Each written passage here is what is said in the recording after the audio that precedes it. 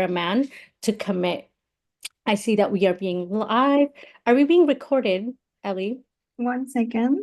Once it's live, we're gonna be recording. I do see some new names today. So exciting Amazing, so exciting. for a man to come. Hearing myself, I'm like, who is that? So sorry. Okay, now it should be working. All right. So, also everybody, welcome to day 3. I'm not seeing that is Yeah. being. There we go. There we go. So, Perfect. Perfect. All for right. So welcome to day 3, everyone.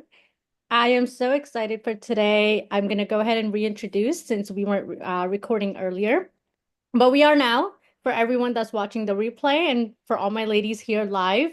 Once again, welcome to day 3. I'm really excited. Today we get to talk about evoking a man's masculine energy and inspiring his commitment. So I'm super excited. This is such a juicy topic and it's such a topic that is close to my heart. It's very transformational. So stick around till the end. We have some exciting bonuses and some exciting offers to share with you ladies as well, but you do have to stick till the end and get all the gist, all the value of this masterclass today yeah, to find out what that is. But just report. a quick, Ellie, if you want to go ahead and give us a quick recap of the first couple days that we had. Yes. In 1 second. So first of all, welcome everybody. Maybe there are some new people joining. So welcome.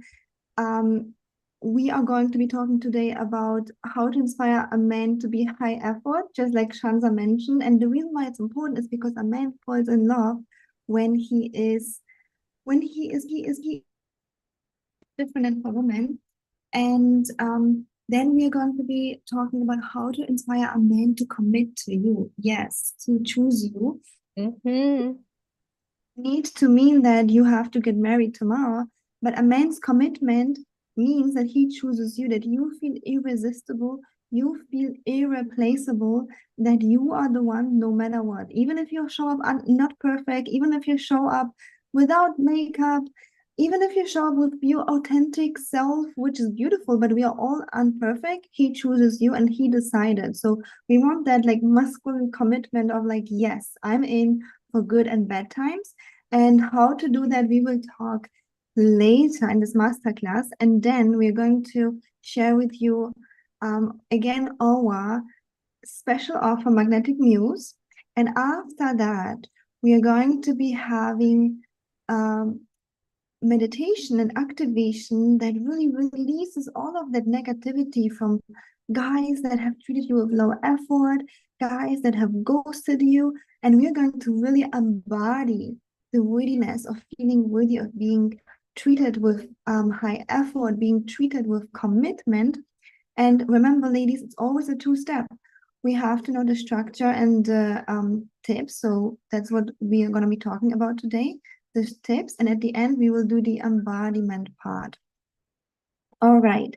So yeah, a quick recap about the last 2 days for those of you who are new. Make sure to rewatch the last 2 days as well, because on day 1 we've been talking about the foundation. What exactly is going on in your love life? Like I remember I was so confused when I first when I was dating when I was younger. I was so confused. I was like, okay, I'm trying to look beautiful, I'm trying to do everything for a guy, but why do they not even want to commit as a boyfriend, girlfriend with me?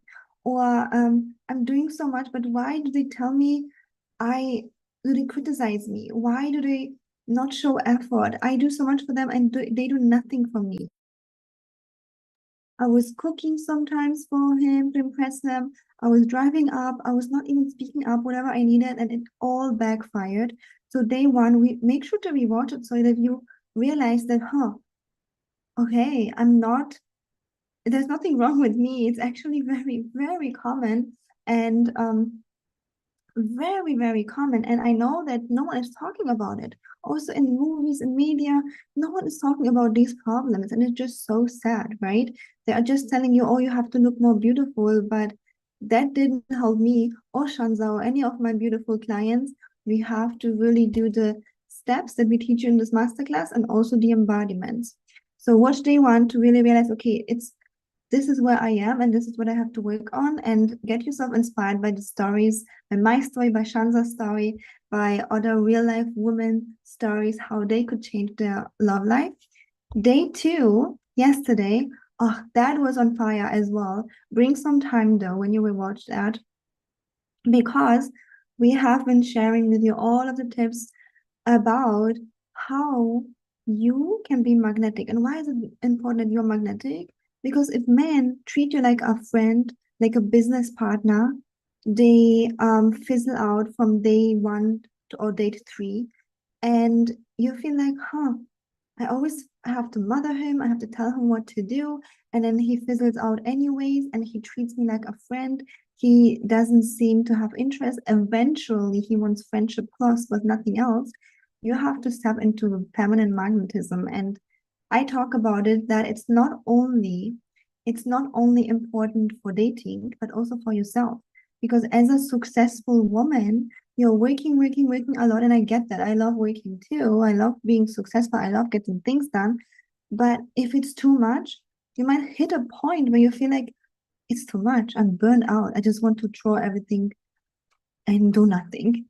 Yeah. And then in order to avoid it, in order to keep your motivation, your positivity, your beautiful life as energy, you yourself need to step into that magnetic feminine embodiment.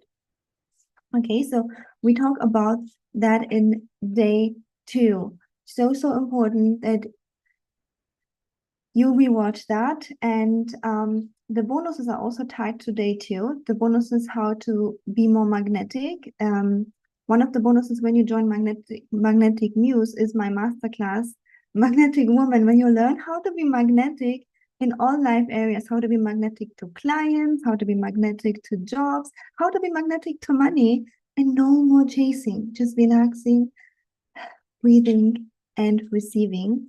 That's one of the bonuses. The other bonus is because as a successful woman, you are getting things done during the day. You are in your head, you're solving problems, and that's perfect. This is what's required in your career. This is also required for me in my career when I'm here coaching you, right? You want me to use my brain, you want me to solve your problems, and that's beautiful.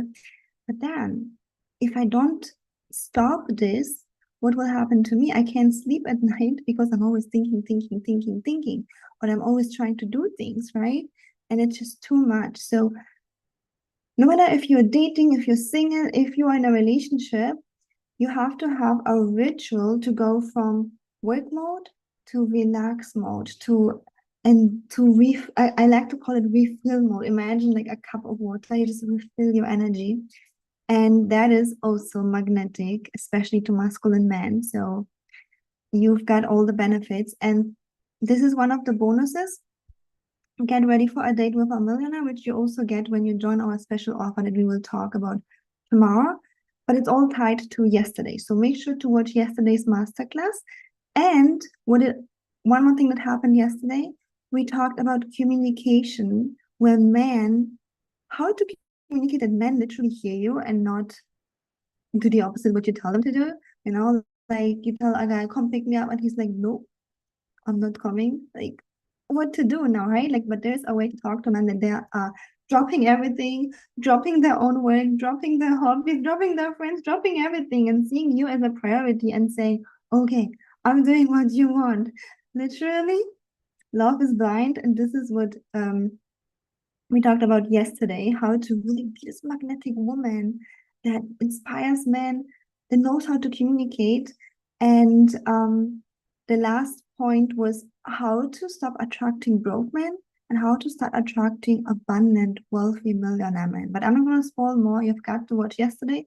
And now we are going to move to day 3, to today, where you learn how to inspire him to show how high effort, how to fall in love with you, and how to choose you forever and commit to you. How you can become irresistible, irreplaceable, no matter of your age, your looks, your background, your country, your language.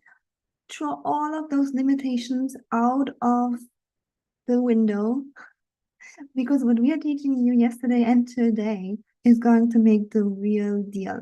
Okay, so let me know in the comments if you're excited because I'm super excited for this teaching and for the embodiment. We are both, me and Shanza, obsessed about your success in dating and relationships. And I'm gonna give now the mic to Shanza, and she is going to share with you how to inspire a man's masculinity. Maybe can you share with us one little story, just one? I know we have stories in day one, but just one little story, what it really looks like when a man, we're gonna talk about the problems, but what it really looks like when a man is in his masculinity, even like a little thing, like a husband bringing you something that you need. I wanna hear one little story before we start. Of course, Ellie. Honestly, it's very sexy. It's very sexy. It's very on it, it's like it really takes for me, it's relaxing. It makes me respect him. It makes me like he earns that respect when my husband is in his masculine. And it's like little things. I'm gonna use like an example of today. I woke up, I'm pregnant and I have cravings, and I woke up craving some wedges from KFC because I heard that they're back. I was really, really craving it. And I told him that, I don't, it opens around the same time that, my masterclass starts and I don't have time to have it. And he made sure that it was on my table before the masterclass started. And that's just a small example. That's such a small way that a masculine man always tries to fulfill your desires and your needs. And he's always trying to make sure that you are succeeding because, like, it's that's just a small little story, a small little example of how my husband adds value to my life, adds ease to my life. He makes sure that I have everything that I want so that I feel content, that I can, say that I have this husband who takes care of me, and he prides in that. He prides in how he protects, he prides in how he provides. So that is such a small little example. But there's big things, there's small things, making sure that all finances are taken care of, making sure that all investments are taken care of, from little things to big things. But yes, Ellie, thank you so much for the beautiful recap of the first couple of days. And ladies, yes, you absolutely must watch day one and day two to especially so you know that you're not alone, and also to get the tips that Ellie had shared yesterday about really embodying your inner siren, because evoking a man's masculinity is not something that you can do unless you do embody your inner siren. You do become that magnetic muse that we're talking about. And Yes. Ellen, do you have something to add? Yes, I wanted to add, and before anyone says, "Oh, it's because he's your husband." Yesterday, Shanza was sharing that he behaved differently in another relationship. And that was also my case. I was attracting low effort treatment. And then when I learned all of these embodiment and steps, I attracted high effort treatment from men that were reporting me that they never lift even a finger for other women, not because they are not pretty, they were also beautiful, gorgeous women, but because they didn't know how to evoke a man's masculinity. And then, especially if you're around women who don't know that, a man will be like, wow, finally, I can be a hero for someone. I want to do things for someone. Like a healthy masculine man wants to do things. We're not talking about men who are homeless, who have no money, who have no energy, and just are addicted to video games. Um, I'm not guaranteeing you that these type of men will step up, but men who are at core masculine and healthy, they are going to step up, but they need also you to evoke it in them. Exactly, Ellie. That's a really good point. The same man who will go 50-50 in his past relationships will be the same man that steps up and becomes a full provider for you. It is all about energy. So that's a really good point, Ellie. So let's get into today's topic on how to actually evoke a man's masculinity by embodying your own inner siren, your own inner feminine energy. And, you know, it, I know you're here because we've talked about this. And if you're, I really want to dive into this, that this is for you. If you're a woman who is sick and tired of dealing with men who wait for you to make the first move, who wait for you to like choose a place for a date. And if you don't choose a place, if you don't say, oh yeah, let's go on a date, if you're not the one initiating and planning and doing, then there's nothing happening. If you're tired of that pattern, and by the way, ladies, let me know in the comments, is this a pattern for you? Laura says she's super excited. I'm excited as well, Laura. Yes, like ladies, let us know in the comments. Is this a pattern for you where you feel like you're stuck in a loop of relationships and attracting men who they wait for you. They wait for you to lead, for you to provide, for you to plan. And if you don't, then it's stagnant. There's no action happening. There's nothing happening. So you just keep giving and giving and giving. And over time, you start to resent him. Over time, you lose respect for him. You feel like tired. You feel like, you're doing so much, and then there's no one that is giving to you because you're giving to everyone else. Yes, Adriana, that's a really good point. Even communication is like pulling teeth, is like dragging feet with these men, with this certain type of men. And that's why we're talking about today to how you can evoke that masculinity out of men and like stop the pattern of poor treatment, of like low effort, men who are lazy, men who are mistreating you, men who like, and that's a really good point. Their second point where it says they seem promising at first, but then they don't commit. I've had men that were, they were super hot in the beginning and they would make me feel like, oh, like maybe I found the one. And if you hear my story on day one, I had a lot of men that I was like, oh, maybe he's the one. Maybe he's the one. It wasn't until I really got my heart broken that I realized that, okay, I need to change. I need to really connect with my feminine energy, which is what that shift in my feminine energy is what shifted my entire masculine or my entire romantic life, because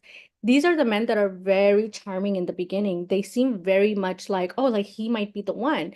He's got the good body. He's like taking the gym selfies. He's like a man that you're like, he's so attractive. He's so hot. And he has this like very attractive, confident vibe to him. And we have to realize that he's so confident and he's saying all the right things because he's a certified player. He knows what to say. He knows how to act. He knows what women want to hear. And that is not necessarily the man who's going to give you the commitment that you're looking for. And when we talk about evoking masculine energy, we need to really take the attention off of the men and onto ourselves. How can we become more magnetic to the right kind of men, right? So that you're inspiring a man and like his masculinity, and you're inspiring commitment out of him. Ellie, did you want to add something? Yeah, so I thought it just so funny when you said he's a certified player. This is Mm-hmm. hilarious. And you're so, so right. So thank you so much for sharing that. And if you ladies, if you already know a lot, yeah, if you know a lot, like I want you to not uh close your ears and be like, okay, I already heard it somewhere, I already heard it there, because yes, you hear a lot here and there, here and there. It's like a duct taping everything. You're trying to DIY duct taping everything. So obviously you heard those concepts before, probably. But I want you to notice that this is a very intense masterclass. It's like yesterday, 2.5 hours. The day before, I think 1.5 hours. Today we try to keep it short. But it's a very intense masterclass where you no longer duct tape everything. So I want you to take notes like it's a $10,000 masterclass, because sometimes it's not about I heard it already. It's about how how those puzzle pieces fit in together. It's like, yes, you saw this one puzzle piece, you saw this one puzzle piece, you saw this one, but like, where are the results? Yeah, where are the results? And that is why we're talking about when you are stuck with results, although you studied a lot, you maybe read some books, you took some courses, you follow people on Instagram, on YouTube, and you got like some tips here and there. But if you don't have the results, that's why you're here, because you want like a proper step-by-step system. So take notes, just like it's a $10,000 masterclass. And if you're, by the way, if you're watching on YouTube and you want to join us on Zoom so that you can ask questions, You have to go to my bio and sign up for the Entice Millionaire Masterclass. You will immediately get an email to join us live on Zoom. Okay. So yeah, just wanted to add it here that ladies, keep your ears open, even though you heard those words before, feminine energy, lean back, you probably heard it. But like we have to put the puzzle pieces into our whole picture and have the results, right? That's why we're also going to be talking later about the embodiment part of that after the strategy. And that is why we also always talk about how we ourselves couldn't, like I spent 2 years reading books, even watching master classes, and I couldn't break through because everybody has their own story and their own blockages, right? So just like, for example, one of my clients, she felt afraid that a guy will criticize her, will control her. She couldn't see it, what was her problem herself, but she worked with me and I could see it immediately. Within a couple of weeks, she got engaged after that blockage removed. So you see, even though you know a lot, stay tuned with us, see the whole picture, and know that the breakthrough is coming. No matter what happened in the past, know that the breakthrough is coming. Have the attitude like, I'm going to do whatever it takes, but I'm also going to work and listen to experts who've done that for years. And this is not just like a small reel where you heard something. No, these are real concepts that worked for thousands of our clients. Okay, so just wanted to add this here that I really want you ladies to focus and have attention because even though you heard something because your breakthrough is coming, okay? You're here because the breakthrough isn't here yet and you want to have the commitment. You want to attract successful men, not only desperate men who want to be around you, but like successful, amazing, handsome men. You want to be proposed, you want to be treated with high effort. So I'm super excited for you to have the results. Okay, Shanza, so Yeah. let us So, know what are the next steps. okay. Yeah. Ellie, if you can get to the slide of what they've learned today, Mm-hmm. it's I believe it's the third or fourth slide down. So, Ellie, that's a really good point. You can absolutely, read all the books. You can, like watch videos, especially nowadays, ladies, let's be very honest. There's a lot of love gurus on like TikTok and on Instagram that are taking information from actual coaches who've been doing this for years and then creating their own version. And you want to be very careful of where you're actually obtaining this information because if you're just like obtaining it from someone who's just trying to do it for views and likes and clicks, like that is not going to give you any proper information. That is because they don't understand it. They're just like repurposing that content. And also, like Ellie said, like if you look at our story again in day one and day two, like you'll see that we have done a lot of that DIY stuff where, especially for me, like I read a lot of books, but I did not see an actual like big transformation. I didn't get out of the stuck results, like the same patterns, until I worked with a coach who was able to like pinpoint, identify what my deeper issues were. And that's something that I'm able to do with my clients now. And Ellie does with her clients as well, that you think like, oh, I have all the strategy, except that, okay, but now you're scared. And you don't even realize why you're scared to get out of the house. You feel insecure because of your weight, or you feel insecure because you feel like someone is going to take your freedom away, take your success away. You like there's so many things that get in the way. And I really want to like encourage you to, even if you know, you're like, oh, I've heard this before, understand that we are actually getting deeper into this stuff today. So it's not just about knowing the information, it's about actually implying it to get the results that you actually want. So you can know something. It's like the same thing, like, oh, I know I should go to the gym. I know that I should drink 8 cups of water, but do we actually do it?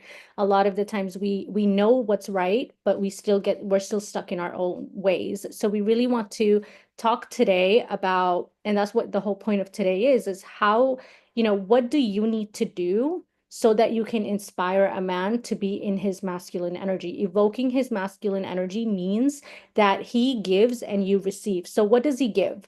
Right? It's not just like, oh, he's buying you a Birkin. It's not just that he's paying your electric bill.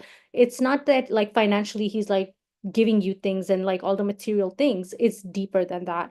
A man who is in his masculine energy, he not only is like protecting and providing for you with financially, but he's also there for you, providing for you a safe, emotional, safe space in the relationship. He is investing his time, his energy, his money, and he is the type of man that he actually sees you as a woman who he wants to be with forever. The type of man who's not afraid to like carry the heavy lifting, the weight of the relationship. And Ellie, again, if you could go back to the what will you learn today slide for me, please. So in this masterclass now today, especially today, I really want to like help you understand what it feels like to be with a masculine man. When a man is in his masculine, like I was giving a small example earlier with how being pregnant, all I wanted when I first woke up, I didn't want breakfast. I didn't want anything. I wanted wedges from a specific place. And before, like all I did, and I was telling my husband, like, I really want these wedges. This is what I want to have. This is what the baby wants to eat. And it was on my table. It was on my table. I didn't have to like drag feet with him or try to figure out like rush to get it or any, no, it was on my table before I even knew. And just like that, like a man will provide for you financially. A masculine man provides financially, emotionally, physically, intellectually, and even spiritually or religiously. Like there are like he will all roundedly make your life feel easier, and he takes the burdens of life away. So you no longer have to come home to an empty house, tired from the long day, tired from the hard day. You no longer have to worry about, does he like me? Does he like me not? You're very much confident that this man will take a bullet for you. This man would, like he would sacrifice anything and everything just to be with you. And it does start with, again, the two things. The step by step is that you embody your feminine energy. And then as a result of that, and with the strategy that I'm sharing with you today, you evoke his masculinity. So again, he invests because he sees you as a type of woman that he cannot imagine his life without. So when you hear like when people are like, oh, he worships the ground she walks on, it's because he really values her. And let's see if we can go ahead and move to, so let's see here. Now, of course, we talked about this yesterday as well, that when he does give, when he is providing, when he is protecting, when he is doing things, that you're able to not only receive it, instead of saying no. And again, we talked more about this on day 2, so I'm not going to go like repeat that. Go back and watch day 2 for the receiving and being in tune with your emotions. But you do want to, I want to reiterate from day 2 that you do want to receive with gratitude, that you do show him appreciation, because that only makes him want to be more and more in his masculine for you. Okay. Um, so it's all about realizing that as a woman, actually, before I get into that, are we able to get to the slide of the boat, the man with the boat, identifying healthy masculinity? I love this picture so much. I had to include it um in the PowerPoint for today because, and I think I saw a familiar name here. I believe, is it Jenna? Jenna, are you here? You are very aware probably because you've heard me talk about this imagery before, but I want you to really imagine like being in a relationship with a healthy masculine man is where you can really lean back. Like looking at this picture, like this boat, it's such a cute little picture. They are on a boat and the man is the one with the oars in his hands. He's the one that is rowing the boat. And it's not because he's like, oh, I don't want to and I have to. Healthy masculine men want to. They genuinely enjoy like doing all the work so that they can watch you in your feminine. Nothing is more attractive to a healthy masculine man than a woman who is truly embodying her inner siren. Because, like, I want you to think of like a flagpole, right? So you have the pole and then you have the beautiful flag. The pole is so boring to look at, right? The pole part of a flag is just there, but what is it doing? It's holding up the flag. The flag is full of colors. The flag is going with the wind and going with the flow. It's like it's feeling the breeze and it's showing off its beautiful, vibrant colors. That's feminine energy. So if you're too busy doing all the logistical things, the planning, the decision making, the problem solving, if there are hiccups in the way, like, oh, he didn't call me, or, we had reservations and but now we're running behind, we're gonna miss it, or he takes the wrong turn and you're like, oh my God, we're gonna miss the reservation. You're instead of going into the doing part, when you really rest in your feminine, and like Ellie had mentioned a analogy that she does with her clients, where you let the ball drop and you just lean back, that's when you watch him step into his masculine energy. So instead of doing and giving, you're like not worried about his finances. Like if he has, like, this is something I want to share, ladies, my own story. When my husband had the pizza restaurant, there was a time where our pizza oven broke.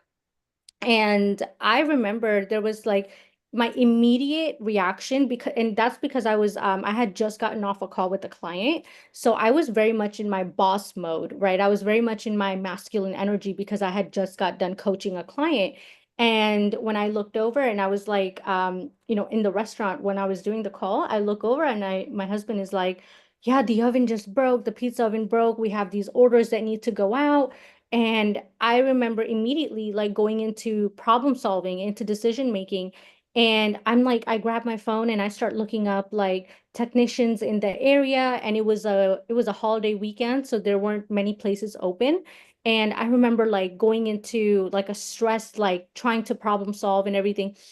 And I watched my husband, he like kind of stepped back. He started leaning back because I was overpowering. I was hyper masculine, that he was like, because if he didn't, we would have clashed. And he did not want to clash with me in a stressful time. So he leaned back. He stopped, like he just like let me be hyper masculine for a quick second. And when I realized that, whoa, what am I doing? Why am I worried about fixing this? I don't need to do that. I have a whole man, my whole husband, who is very capable of figuring this out one way or another. So I stopped. And I said to him, I said, I don't know what to do. I don't know what we're going to do. I'm feeling very stressed. Again, communicating with your feelings and then dropping the ball, letting it go, not doing, not giving, not solving. I just started being in order to evoke his masculine energy. I stepped into my feminine energy. I reconnected with my inner siren, my inner feminine, and I was just being. I embodied that energy and I leaned back and I said, I don't know what we're going to do. I'm feeling very stressed. How is how is this going to happen? I asked him to come up with a solution. What did he do? Immediately, first, he could like made me, he comforted me. He said, "Babe, you don't have to worry. I got this." Immediately stress relief. And I'm like, yeah, he's got it. I don't have to do anything. This is not my business. Like, I mean, it is mine because we're married, obviously. Like, that's my husband's business. It's my business. But at the same time, that's his issue to solve. I don't care. In fact, in my head, I'm thinking when the oven is fixed, make me a pizza too, because now I'm tired from my call. So I did not have to do anything except just communicate with him how I was feeling. I was feeling stressed. I have no idea how to solve this. And then asking him for a solution. And what did he do? He told me not to stress about it. He went ahead and he took the load off. He started looking up technicians. He started contacting, people that he's in contact with, see what he can get together.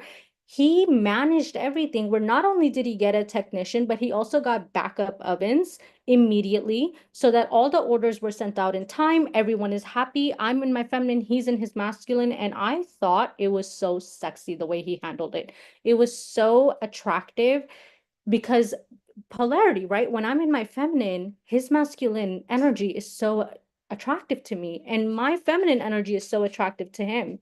Uh, so ladies, this is a really important point, and I do want to actually, before you say something, Ellie, if we could go back to the slide real quick with the boat, just very quickly.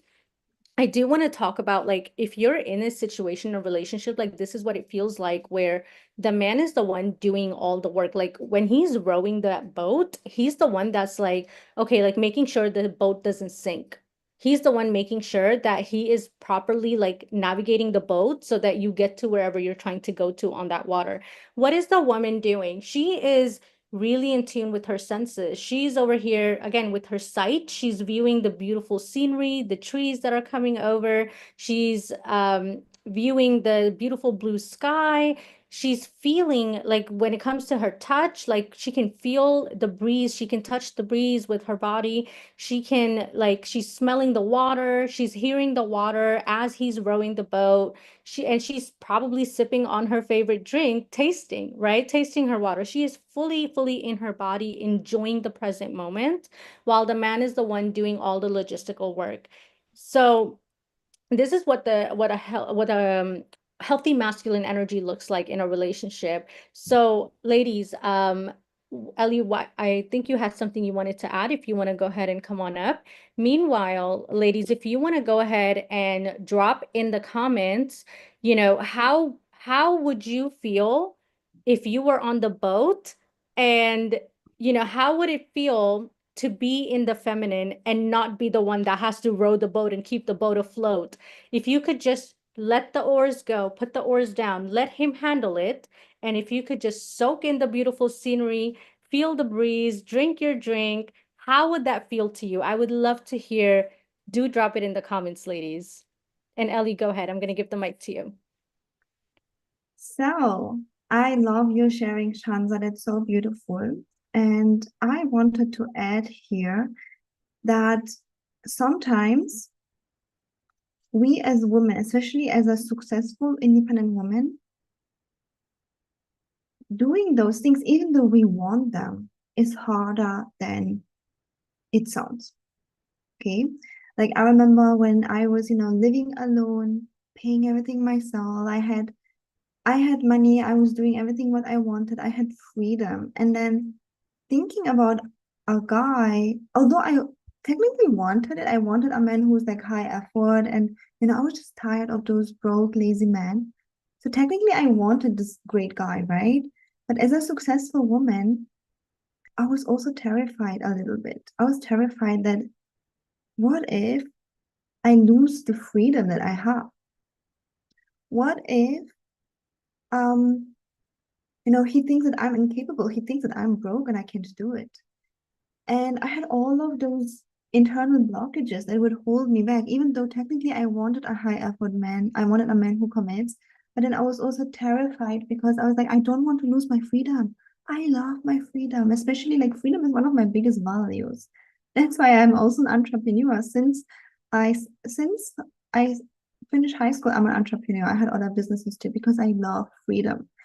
And I want to tell you, ladies, that we are not going back. We are not going back to, I don't know, 1510, where you have no rights. Yes, women have their rights, and that's beautiful. Women have their freedom, women have their fire, and it's so beautiful. So we're not going back to that. Like, we're not even talking about this. This is all they had, just thinking, oh, but you know, then a guy will be like controlling me. A guy will be, maybe I'll be dependent on him. Like, no, you won't. We're not going back to 1510. We are still in 2025, and all of these things are a cherry on top. If you provide, you're not dependent because you still have your own job. Or even if you choose to be a stay-at-home wife or mom or girlfriend or whatever, you can always go back to a job. You're never dependent. You are in a world where you have freedom, right? Or same with if a guy, um, like this example of cutting ananas. If a guy cuts your ananas, it doesn't mean that you're dependent on him for life. Like if he stops, you can always do it yourself, right? Like, and Shanda wanted to add something before I continue. Yeah, I wanted to say you're absolutely correct. Being in a relationship with a masculine man actually gives you more freedom because now, like for example, like if my husband is handling the finances, guess what? The money that I'm making, that's play money now. That's money that I can use to invest for my future. My future. It has nothing to do with my husband. If I am like doing things out like what well, okay, so if my man is handling the logistics, I have more freedom now to do the things that I want to do with my money. I have more time. I'm more relaxed and I have a clear mind so that if a problem comes up, I can solve it better than I would if I was in a go-go survival hyper masculine mode. So having a masculine energy man does absolutely, Ellie, you're absolutely correct. It does not mean that now like, oh, it's the 1950s and you know you have no rights and whatever he says goes. That's not true. In fact, being with a healthy masculine man gives you a lot more freedom because he's the type of man who respects your boundaries and your standards as well, which we're going to get into in a little bit today. But no, it doesn't take away your rights at all. As Ellie was saying, it actually gives you more freedom. It actually gives you, like, if he's like paying the rent or the mortgage or the bills, and I'm making money, now my money is my money. I don't have my money is not going to the bills and the utilities and all the necessities of life because he's taking care of it. So now I get to use my money to invest in the future. I get to multiply it. I get to have more abundance because I decided to be in like embodied my inner feminine energy. Go ahead, Ellie. Yes. So it is so true. It is so true. And I love that you guys, I love that example, but it's also just mental, right? Like I also mentally knew that, okay, why am I thinking like that? Like it's not 1910, like where women don't have rights. Why am I thinking like that? But I believe it's like a collective also a collective fear and also generational fear, a generational trauma when it comes from our grandparents, grandparents, and um, this is just one example. There are just so many others, right? Where I, for example, had a blockage of like, oh, I don't want a man to, for example, I wanted to go somewhere and I was dating someone and technically, I could tell him, "Oh, I need like a train ticket. Could you get it for me?" And I would inspire his masculinity, right? But then I had this thought of like, but why would I ask him? Maybe he thinks I'm broke, or I can just do it myself. It takes 5 seconds, and I have the money. What's the problem, right? So there was just so much resistance that I had that successful women have because you're so used to taking care of yourself. You're so proud taking care of yourself, and that's beautiful. That is beautiful that you take care of yourself. And even if you are so good taking care of yourself, I want you to realize that it is just so important for the polarity.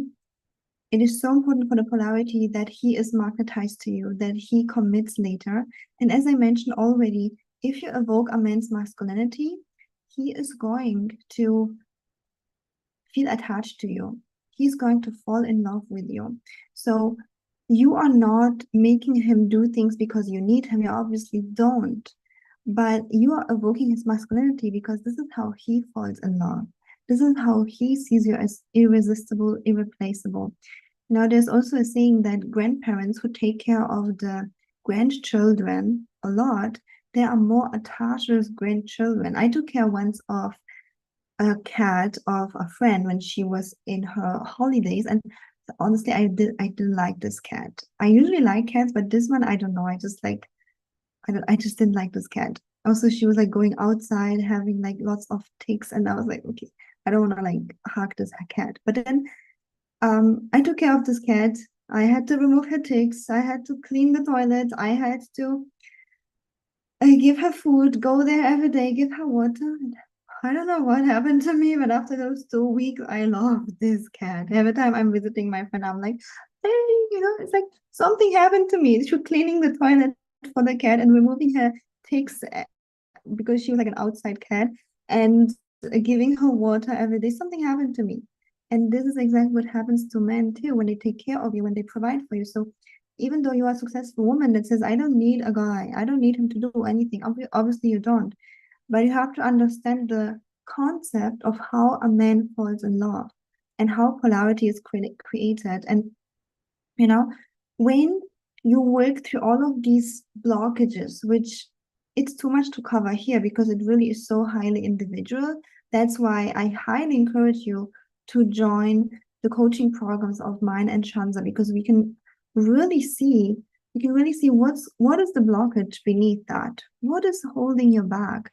What is it that makes you keep attracting those low effort rock men, that makes you not wanting to inspire a man's masculinity? And again, there is this knowledge, but then the embodiment will do an activation today, but a lot of the times it's a personal story.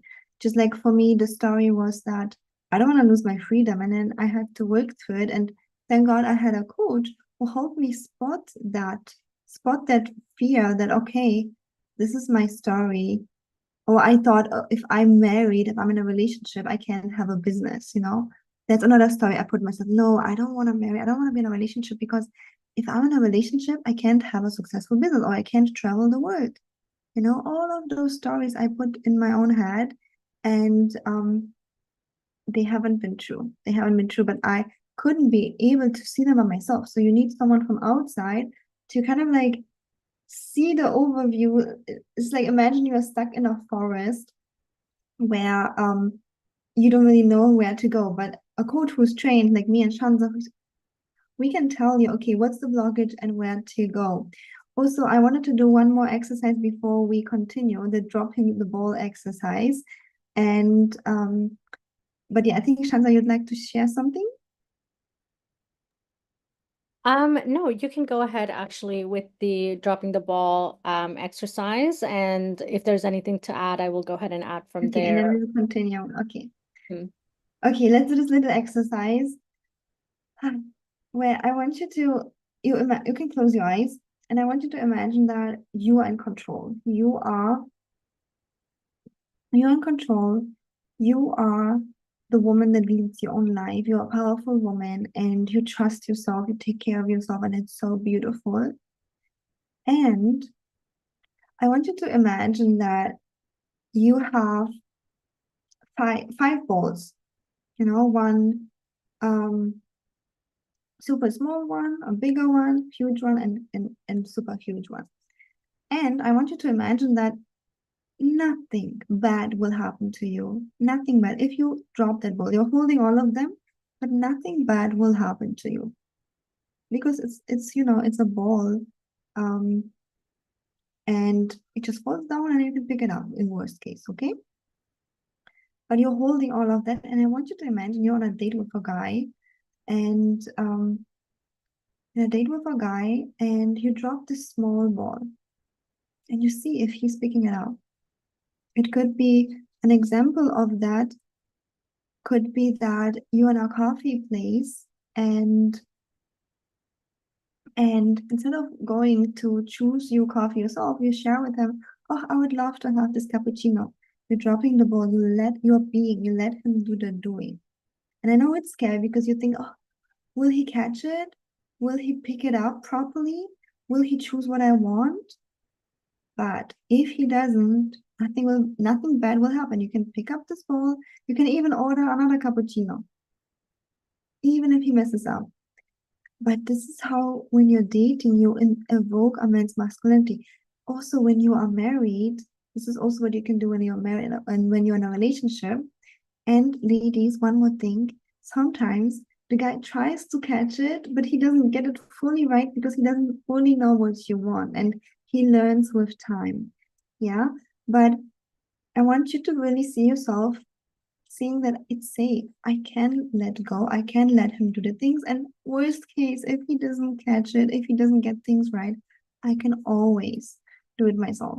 So we start with the small bowl, maybe ordering a cappuccino. Then next, like, we take a bigger bowl when you're dating. Okay, now choosing a restaurant. So instead of you planning and choosing the restaurant, you can just share, like we talked yesterday about the emotions. You can just share, I really feel like eating sushi today. And you drop the ball and let him pick a restaurant. And you know that, okay, worst case, if he doesn't get it right, I can still correct it. I can still, I don't know, have something at home as a backup food just in case the food was so horrible in this restaurant that he chose. Okay.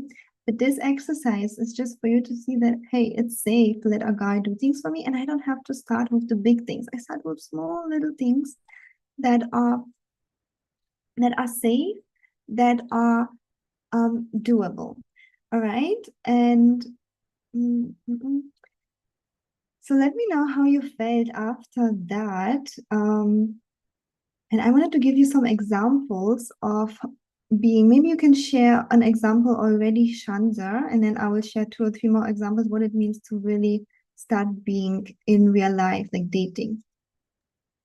Absolutely, Ellie. That's such a powerful visual to really realize that all you have to do, ladies, is just tell him what you want.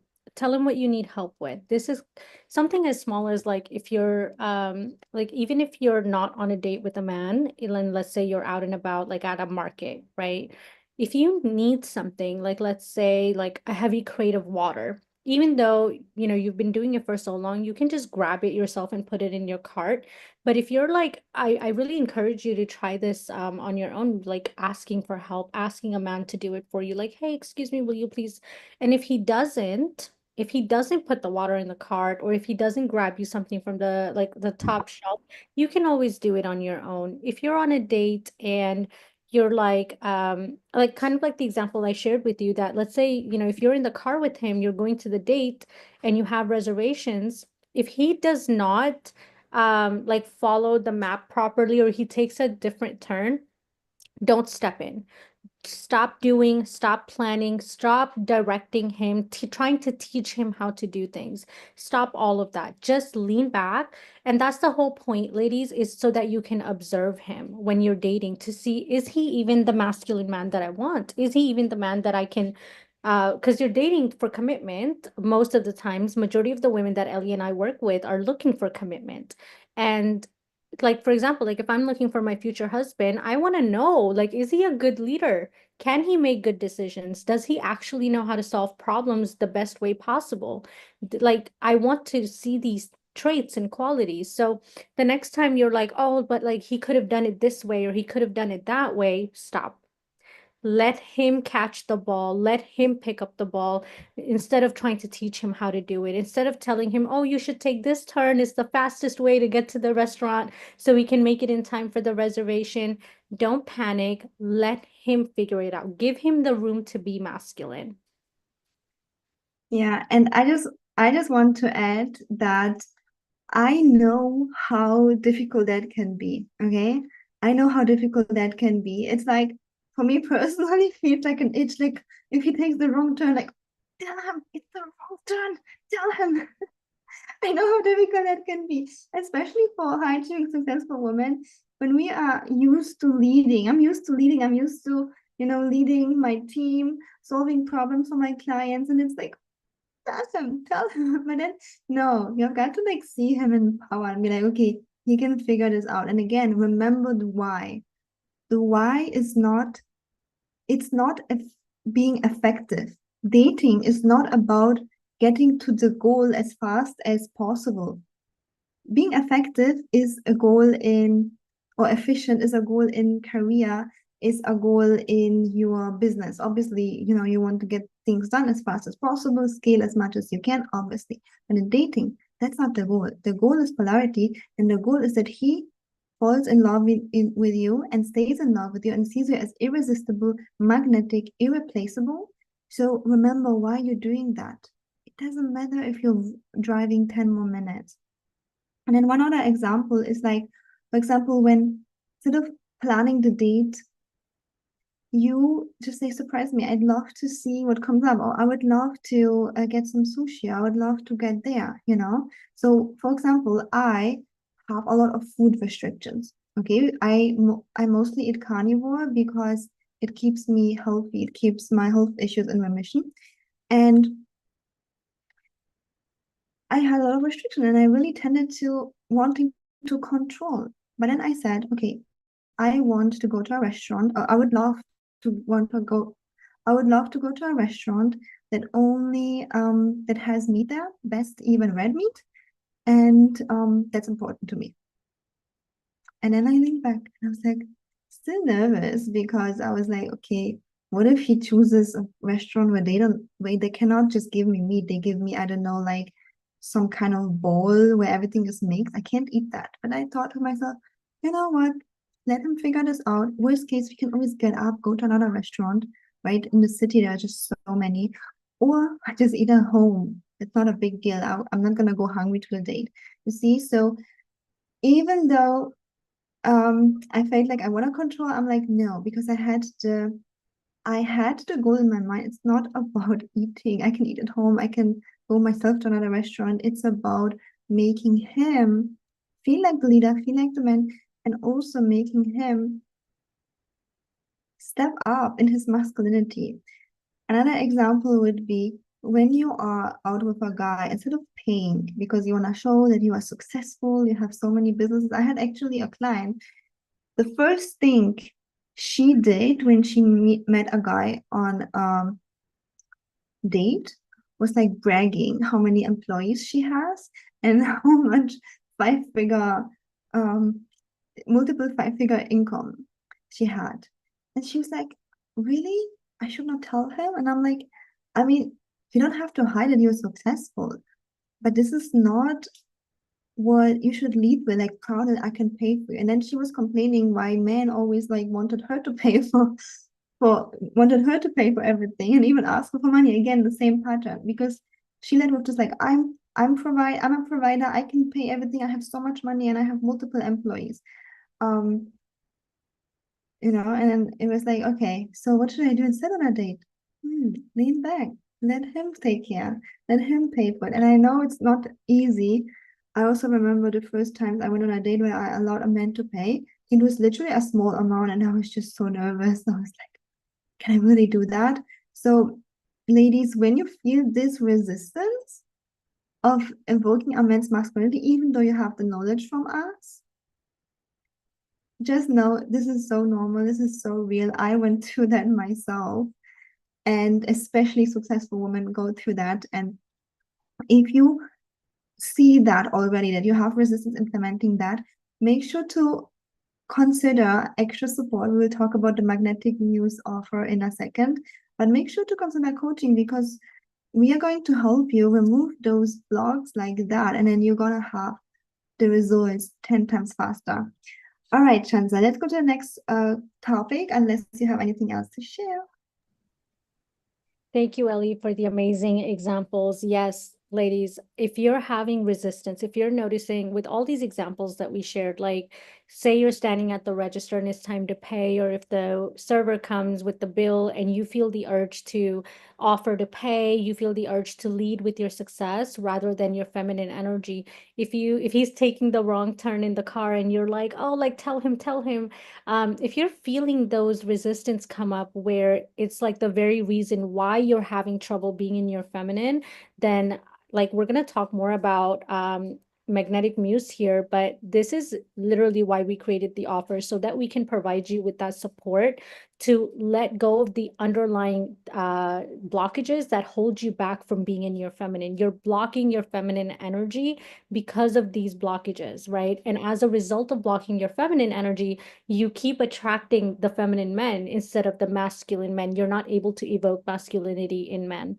So I do want to move forward now and talk about how to really be like connecting with your inner siren here. Like I want to get to that point with you. So when we talk about becoming your inner siren, it has to do a lot with your standards and your boundaries, ladies.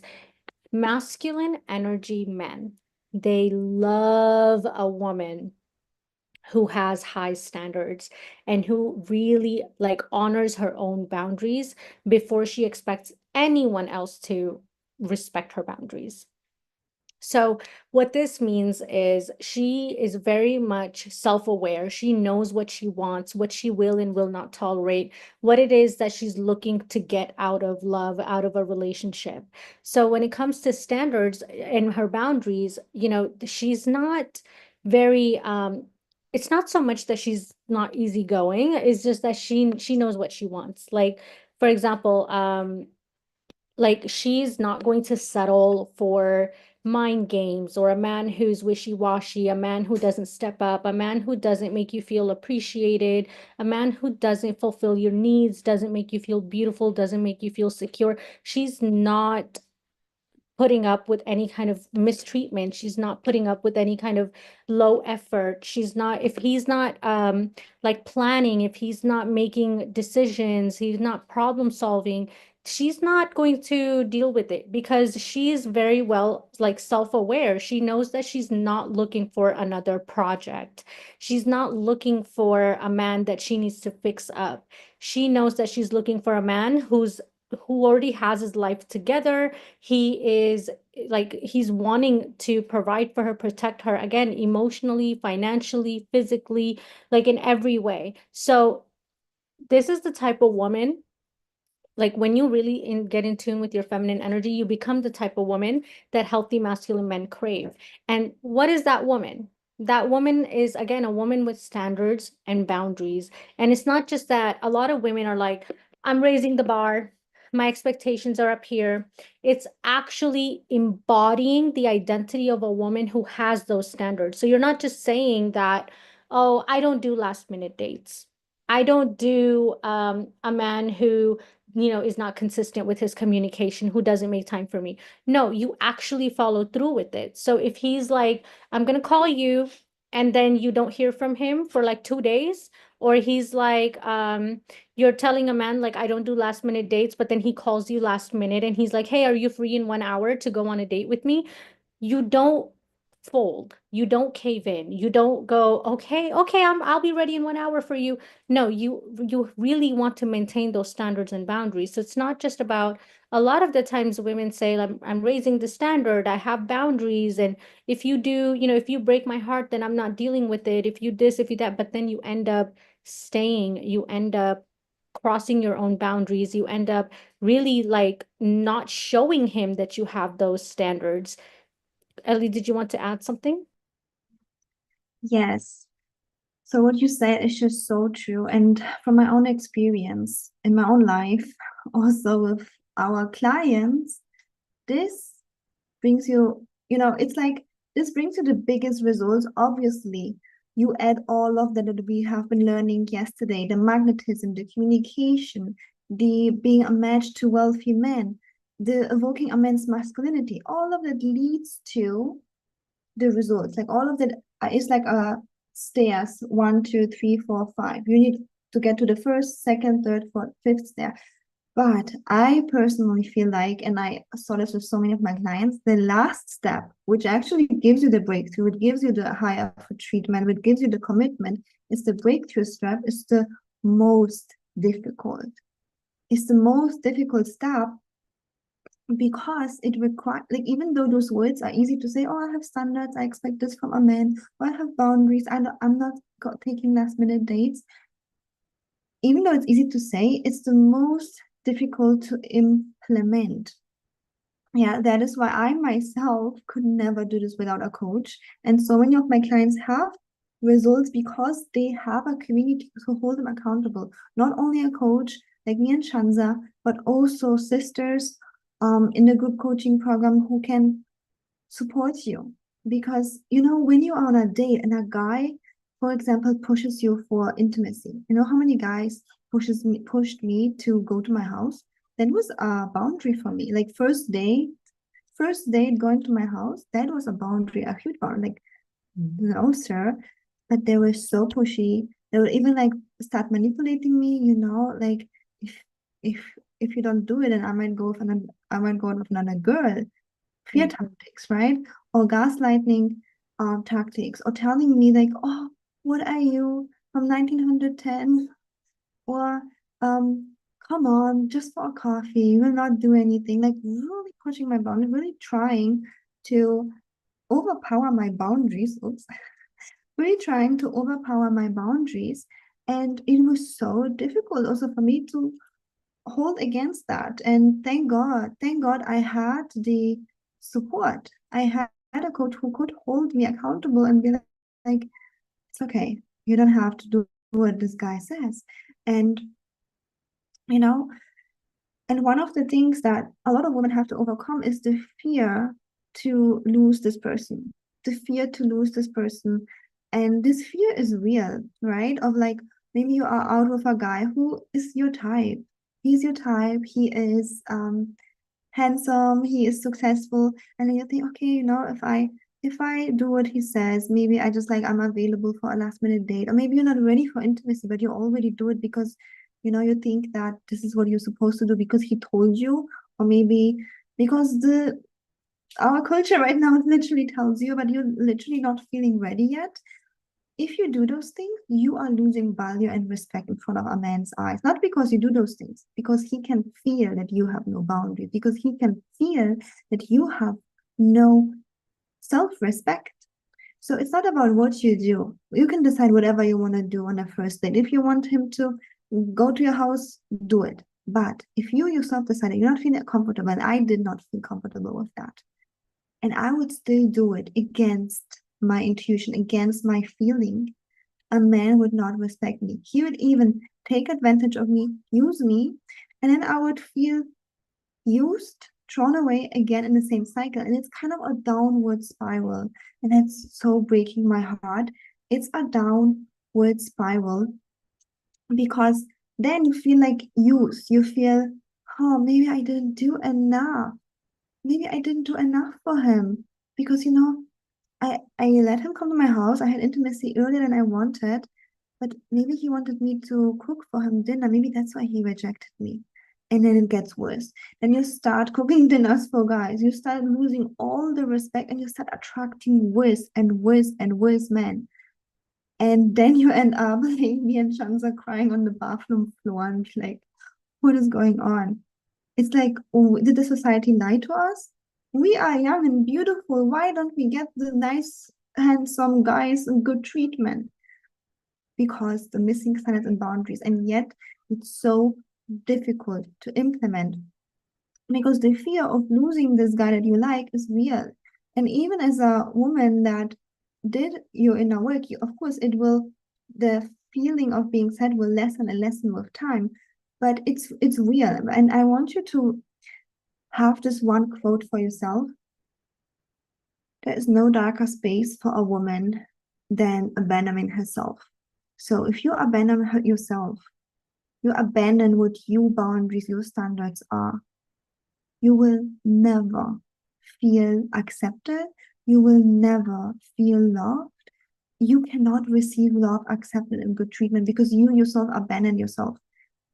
You abandon your boundary that you don't want to let a guy into your house on the first date. You abandon your standard that you only want to date men who actually have a job. You don't want to or have a certain income. You don't want to date men who are jobless or who that was for me. Again, that is everybody decides what they want. I'm just giving my own example and there's nothing right or wrong. But for me, I did not want to be with a man who drinks. And I technically don't have like people can drink if they want to, but I don't because of my health issues. And I realized that it's not compatible because if a guy drinks and he has friends who drink, I'll be always the outsider. I could not like hang out with them. And I realized it's not compatible. I need someone who doesn't drink because of my health issues, I'm not drinking. And so I was like, okay, this is my boundary. This is my standard. And if I would go out with a guy who would drink, I would abandon myself, you see? But then there's like this fear lingering around. Oh, but what if I lose him? Hold on. What if you lose yourself? There's no darker space. So think about it next time you forget you want to let go of your boundaries and standards, that even though you do this, first of all, it will backfire anyways. High value men, high value men will not respect you for that. No man will respect you for that. Predators will even take advantage of you, honestly. They will straightforward take advantage of you if you don't have standards and boundaries. That is why it's so important you have them. And I know how difficult it is to implement them. And that is why I want you to have the right support. If coaching with me and Shanza is the right support for you, join us. We can't even put a price on it. We did it because, we have to put something there. But honestly, I am so grateful to my coaches that helped me hold my standards and boundaries. It literally rescued my life. I avoided being abused and used. I avoided going this down spiral. Actually, I was there already, but like I avoided doing it again.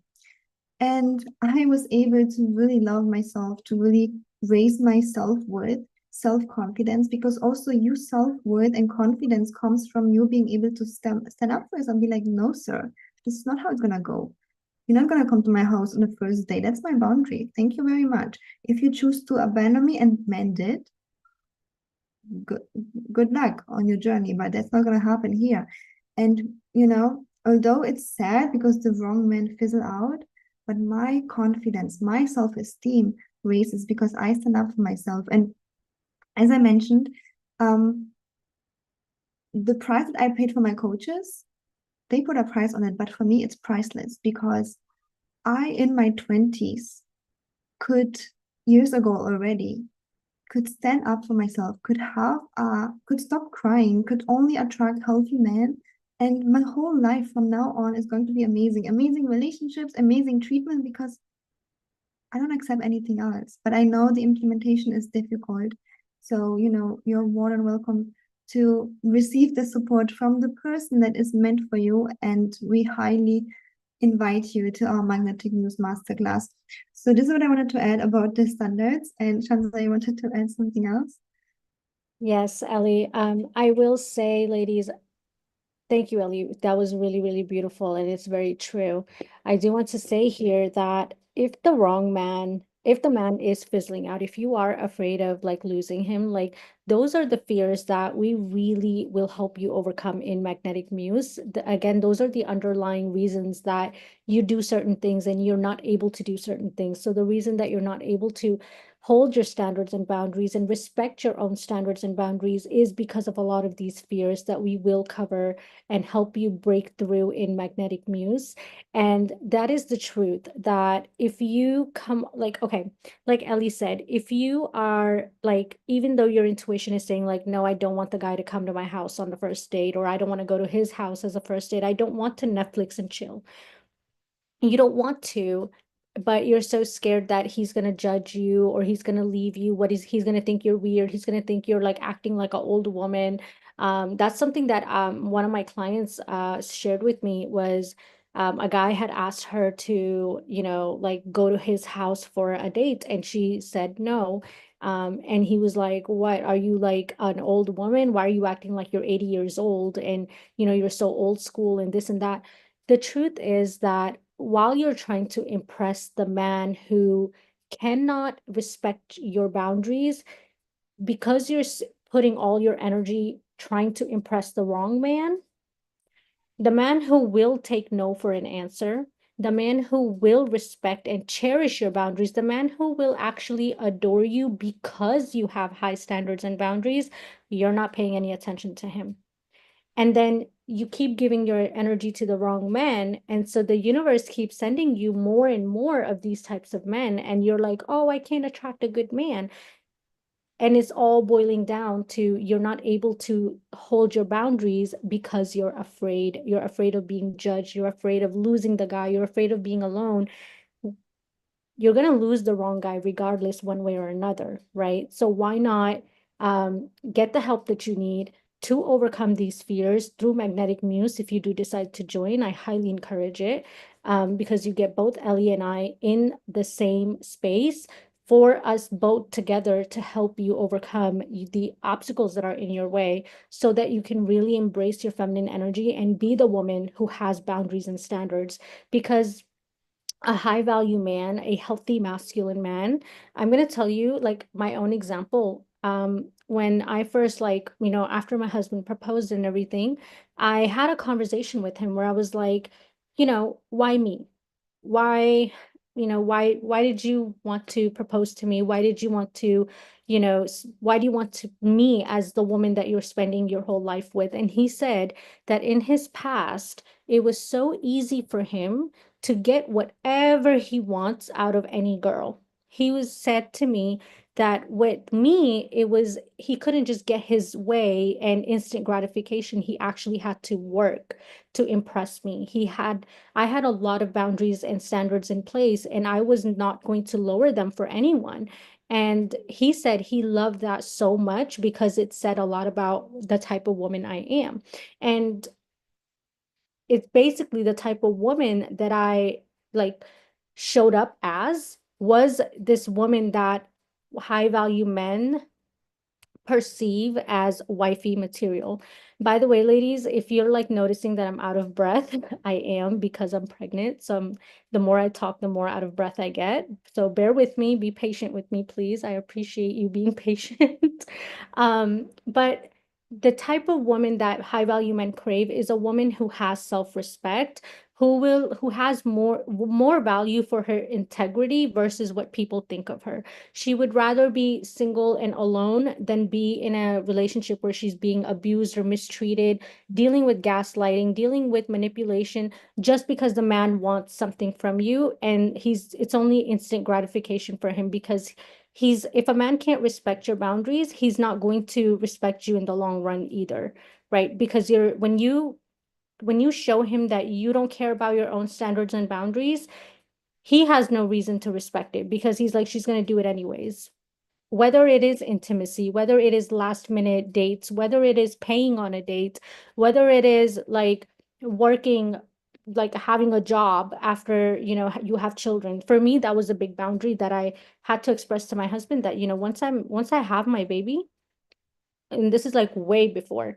This is like when we were like when we were dating. So this is years ago. And I remember sharing with him that, while I'm child free, I'm okay to do whatever, like as far as like if I want to work, I will. If I don't want to work, I won't. I still expect to be like provided for and taken care of by my man, for me to respect him, for me to like feel attracted to him, for us to have that polarity. But once I have a child, like I don't want to like work at all. So throughout our marriage, I had jobs on and off just because I was bored and I wanted to, or because I felt like that's something that was important to me in the moment. But coaching is something that is a passion of mine. I've always like enjoyed doing it. And that's something that's actually just yesterday I had a conversation with my husband where I was like, you know, I'm not going to give up coaching even while I have children because this is something I genuinely enjoy. And it's like I'm setting those standards and boundaries. And the thing with being with a has masculine high with a high value, healthy masculine man is that he makes you feel cherished. He makes you feel respected. He's very much supportive of your boundaries. So, Ellie, I think you have something to add. And then after you're finished, I'm going to go ahead and move forward, talking about some specific ways that, or examples of how you can add standards and boundaries to your communication with men, and then we can move forward from there. Yes.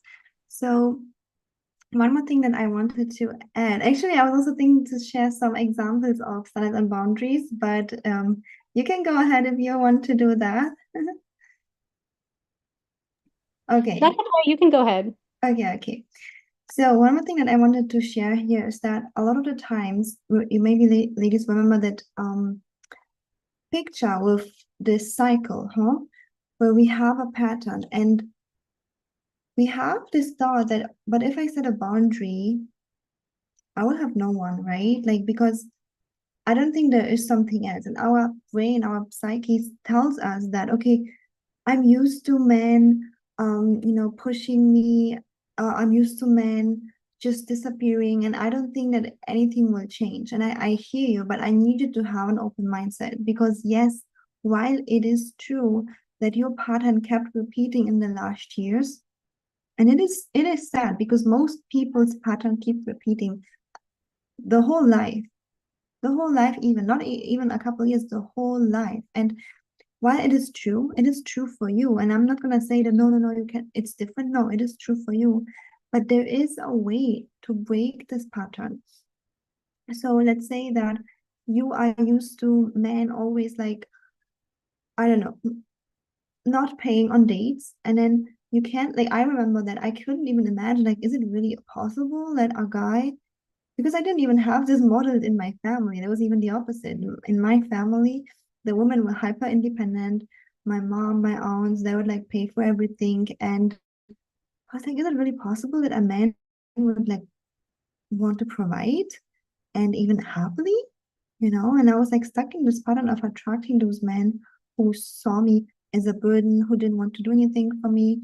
And I really didn't know how to get out of that pattern. And that's the problem here, where you don't know how to get out of that pattern, even though you know you shouldn't allow this, but you're still stuck in it. So, you know, what holds you back is something that I can only see if you work with me one-on-one. So I can really say, okay, what's holding you back? Why is this pattern going on? And what can we do to move forward? And when we move forward, unfortunately, there's still always resistance. Just like, remember, I was on the first date, on a date with a guy, and I leaned back. I didn't pay it. There was so much resistance. I was literally shaking, even though it was like a $15, something small. I was shaking because embodying new patterns is really scary for our body, for our subconscious. We feel comfortable what is known to us, even though it's not a nice pattern. We do feel comfortable. That is why most people earn the same amount of money the whole life. Maybe it changes slowly a little bit. That is why most people have the same kind of pattern in the relationship the whole life. Okay. Or that is why most people have the same body type, good or bad, whatever that is, the whole life, because it's a pattern. It's a combination always of embodiment. Embodiment, remember, is the feeling of, let me give you an example. My embodiment of my body is, and I worked on that too, but it's like, I love my body, I'm confident, and I'm sexy. This is my embodiment. And my actions also are aligned to that. Okay. So, but I'm happy with that pattern. But I used to have the embodiment when it comes to men and also with money, that it's always not enough, and I'm not good enough to receive lots of money. I'm not good enough to receive a good man. And that was my embodiment. And my actions lead to a pattern of having not enough money, and my actions lead to a pattern of receiving low effort treatment. So what I'm just trying to say is, like, even though you had a pattern for the last 10 years, 20, 30 years, I have clients who are like 60 years old coming to me, it does not mean that you can break it. That's what I'm just trying to tell you. You can break a pattern. Okay. If you take one thing from this call here, is that you can break a pattern and you can slowly crawl out of it, or you can take the airplane working with us. So I want to give you a few more examples of standards and boundaries.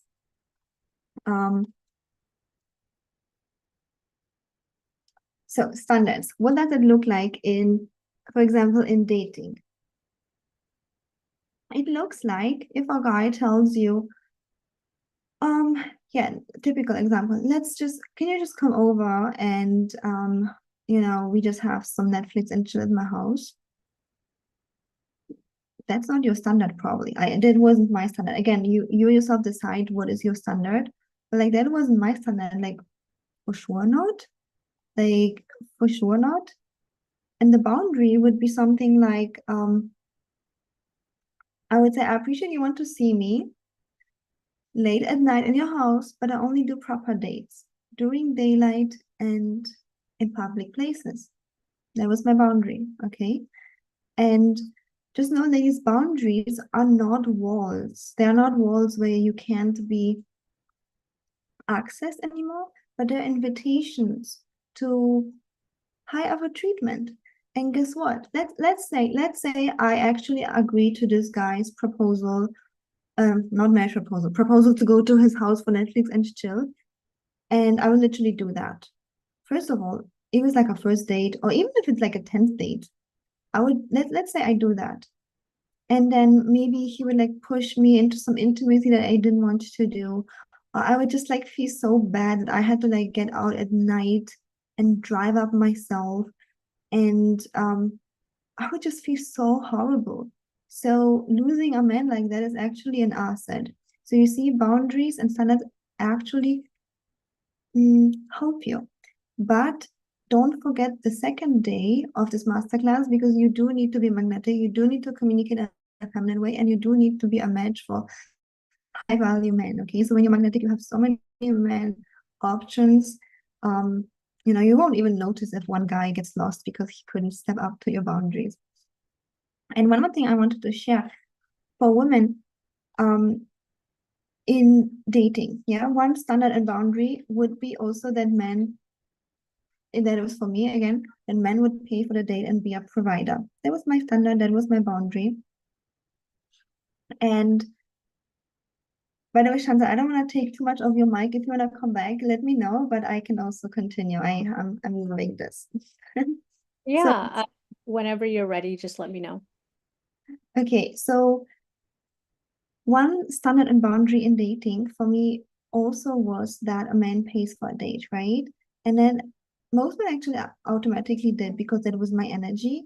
But one guy, he was a little bit in trauma response. I'm sorry for him. His ex stole from him lots of money, and she always lied to him to get money. Like, it was his problem. But he was like, no, after my ex abused me and stole my gold and my money and stole all of the things from my house, I'm not giving any woman any money. I'm like, okay, I'm sorry this happened to you, but this is my standard. This is my boundary. I'm not gonna go out with men and I have to pay for myself. Why would I go out with you? I can go by myself or with my girlfriends. So, there was the boundary, and I was willing to let him go. And one more thing, ladies, I want to share with you is that a man that is respectful, he will stick around. A man that actually wants a lifetime commitment, he will stick around and respect you even more, even choose you because of your standards and boundaries. And one more thing I want to share about being married. When you're already in a committed relationship with a man, when you're married and you raise your standards and boundaries even more, 99% of the times, those men level up with you. Okay, so you don't have to be scared that if you change your standards later, a man will not follow up. He will. So for all of the ladies who are in a relationship, if you want to change something in your relationship, you can as well, but you definitely will need the extra support for that. So make sure to reach out to us. And then maybe I can already talk a little bit about how does standards and boundaries lead to commitment? How does standard and boundaries lead to engagement? So with all of those things together, magnetism of magnetism of day, magnetism of day two, right? The right communication, the ability to be a match to high value, successful men, then your ability to evoke a man's masculinity, and then you have standards and boundaries. This leads to engagement. This leads to proposal. Why? Let me tell you. Number one, you're magnetic. So what does that mean? So many men want to be around you. So many men want to date you. You really have to now choose who you want to go out with and filter well. Number two, you know how to communicate. So men are not having the ego response of like, no, I'm not going to do this for you, but they actually feel like a hero. They want to do things for you, and they understand what you're talking to them. Unfortunately, we cannot talk to them like we talk to our friends or to our colleagues. Number three, when you're a match for high value successful men, they will feel like it's a match. They will feel like, I give things for her, I take care of her. It's like it's normal. For imagine you go to a Louis Vuitton store. If this is out of your budget, you might feel weird being in the store. But imagine you shop there every single day like you shop in Walmart. It's like, yeah, no big deal. I come here every day. So I want you to have this kind of embodiment of like, yeah, obviously I'm being treated well. Obviously I'm being with a successful man. Then the next step, you evoke a man's masculinity. So he starts investing his time, energy, and money into you. And if he's a successful man and with abundance, he has abundance of time, energy, and money for you. How beautiful is that? So because he invests so much in you, he also feels attached. He falls in love. Yeah. And then he is very much willing to commit for her forever, because if he did so much for you already. He's magnetized to you. He's attached to you. He's like, I can't live without you. You're irresistible. You're irreplaceable. Obviously, he will want to commit to you. Obviously, he will want to be with you for a lifetime.